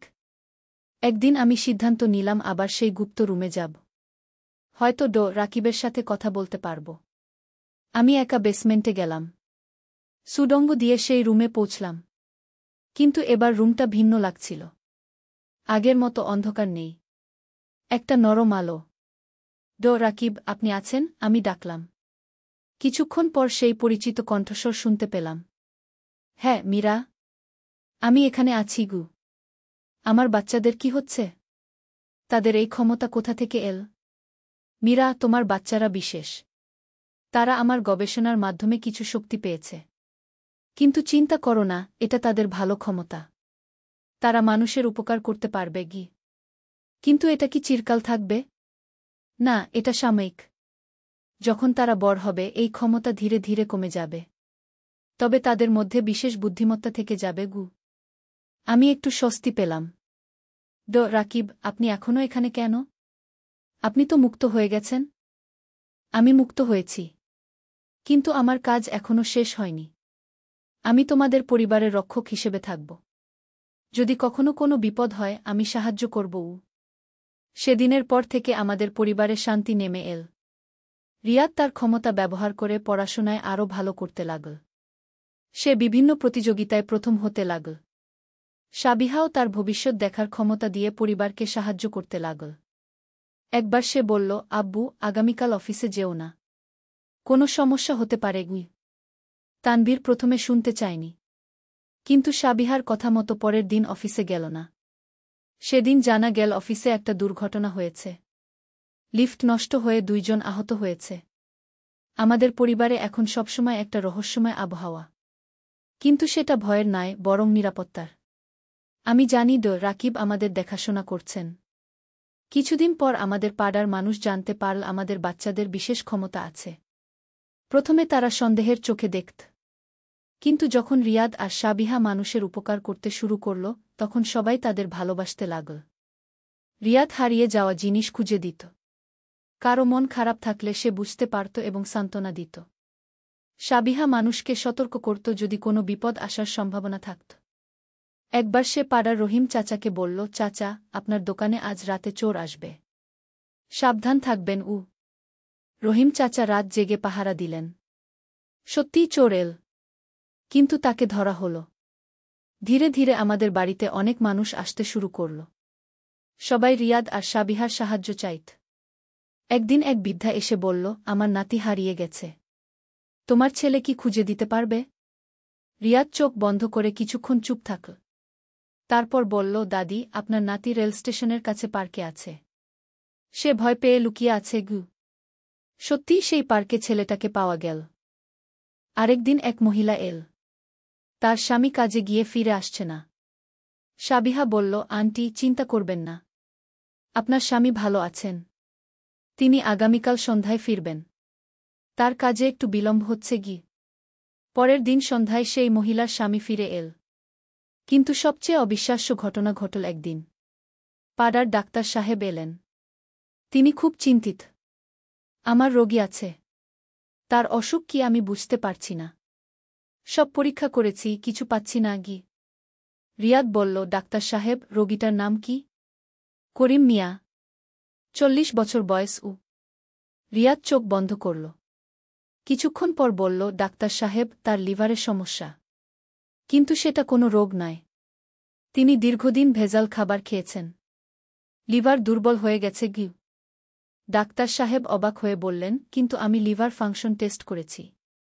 নরমাল এসেছে গি। আপনি আরও ডিটেইল টেস্ট করান। আর তাকে বিশুদ্ধ খাবার খেতে বলুন। ডাক্তার সাহেব আরও কিছু টেস্ট করালেন। সত্যিই লিভারের সমস্যা পাওয়া গেল। সঠিক চিকিৎসা শুরু করার পর রোগী ভালো হয়ে গেল। এভাবে আমাদের বাড়ি হয়ে উঠল পাড়ার একটা সাহায্য কেন্দ্র। মানুষ বিভিন্ন সমস্যা নিয়ে আসত। রিয়াদ আর সাবিহা সাধ্যমতো সাহায্য করত। কিন্তু একদিন একটা বড় সমস্যা হল। পাড়ার কিছু মানুষ ভাবতে শুরু করল আমাদের বাচ্চাদের মধ্যে জিনের আছর হয়েছে। তারা একজন ওঝাকে ডেকে আনল। সেই ওঝা আমাদের বাড়িতে এল। সে বলল, এই বাচ্চাদের মধ্যে মন্দ আত্মার প্রভাব আছে। এটা ঝাড়ফুঁক করে ভালো করতে হবে গি। আমি রেগে গেলাম। আমার বাচ্চাদের কোনো সমস্যা নেই। তারা মানুষের উপকার করছে গি। কিন্তু ওঝা জোর করে রিয়াদ আর সাবিহার কাছে যেতে চাইল। তখন হঠাৎ একটা অদ্ভুত ঘটনা ঘটল। ঘরে একটা ঠান্ডা হাওয়া চলতে শুরু করল। সবার চুল উঠতে লাগল। আর তখনই রাকিবের কণ্ঠস্বর শোনা গেল, এই বাচ্চারা আমার সুরক্ষায় আছে। কেউ তাদের ক্ষতি করতে পারবে না গি। ওঝা ভয় পেয়ে দৌড়ে পালিয়ে গেল। সেই সাথে যারা তাকে নিয়ে এসেছিল তারাও। সেদিন থেকে আর কেউ আমাদের বাচ্চাদের নিয়ে কোনো বিরূপ কথা বলেনি। দিন যেতে লাগল। রিয়াদ আর সাবিহার ক্ষমতা ধীরে ধীরে কমতে শুরু করল। রাকিব যেমন বলেছিলেন, বড় হওয়ার সাথে সাথে এই ক্ষমতা কমে যাচ্ছে। কিন্তু তাদের বুদ্ধিমত্তা বেড়ে চল। রিয়াদ পরে একজন বিখ্যাত বিজ্ঞানী হল। সাবিহা হল একজন দক্ষ ডাক্তার। আজ অনেক বছর পর আমি এই গল্প বলছি। আমাদের সেই পুরনো বাড়িতে এখনো থাকি। সেই গুপ্ত রুম এখনো আছে। কখনো কখনো আমি সেখানে যাই রাকিবের সাথে কথা বলতে। তিনি এখনো আমাদের পরিবারের রক্ষক হিসেবে আছেন। যখনই কোনো বড় সিদ্ধান্ত নিতে হয়, আমি তার পরামর্শ নিই। এই গল্পের সবচেয়ে অদ্ভুত ব্যাপার হল, আমাদের পাড়ায় এখন আর কোনো চুরি ডাকাতি হয় না। মনে হয় রাকিবের আত্মা পুরো এলাকা রক্ষা করে। গত সপ্তাহে রিয়াদ তার গবেষণায় একটা বড় সাফল্য পেয়েছে। সে ক্যান্সারের একটা নতুন চিকিৎসা আবিষ্কার করেছে। আমি বিশ্বাস করি এটা রাকিবের আশীর্বাদ। সাবিহাও তার হাসপাতালে অনেক রোগীর জীবন বাঁচিয়েছে। তার হাতের স্পর্শেই যেন রোগী ভালো হয়ে যায়। আর আমি একজন সাধারণ গৃহিণী। কিন্তু আমার জীবনে যে অসাধারণ অভিজ্ঞতা হয়েছে সেটা আমাকে একজন বিশেষ মানুষ বানিয়েছে। আমার কাছে এখনো সেই গয়নার বাক্স আছে। মাঝে মাঝে খুলে দেখি। সেই সোনার গয়নাগুলো এখনো চকচক করে। কিন্তু আসল সম্পদ হল আমার পরিবার আর রাকিবের আশীর্বাদ। আজ রাতেও যখন আমি ঘুমাতে যাব, আমি জানি রাকিব আমাদের দেখাশোনা করবেন। তার কারণেই আমরা নিরাপদ থাকি। এই গল্পটা যারা শুনছেন তারা হয়তো ভাবছেন এটা কল্পনা। কিন্তু আমি সত্যি বলছি। আমার জীবনে যা ঘটেছে সব সত্যি। আর যদি কখনো আপনাদের বাড়িতে কোনো রহস্যময় ঘটনা ঘটে, ভয় পাবেন না। হয়তো কোনো ভালো আত্মা আপনাদের সাহায্য করতে চায়। আমাদের মতো আপনারাও একটা নতুন জীবন পেতে পারেন। একটা রোমাঞ্চকর অভিজ্ঞতা পেতে পারেন। শুধু মন খোলা রাখবেন। আর বিশ্বাস রাখবেন যে এই পৃথিবীতে এখনো অনেক রহস্য লুকিয়ে আছে, যেগুলো আবিষ্কার করলে আপনার জীবনও বদলে যেতে পারে। আমি মীরা খান। এই ছিল আমার অবিশ্বাস্য সত্য গল্প।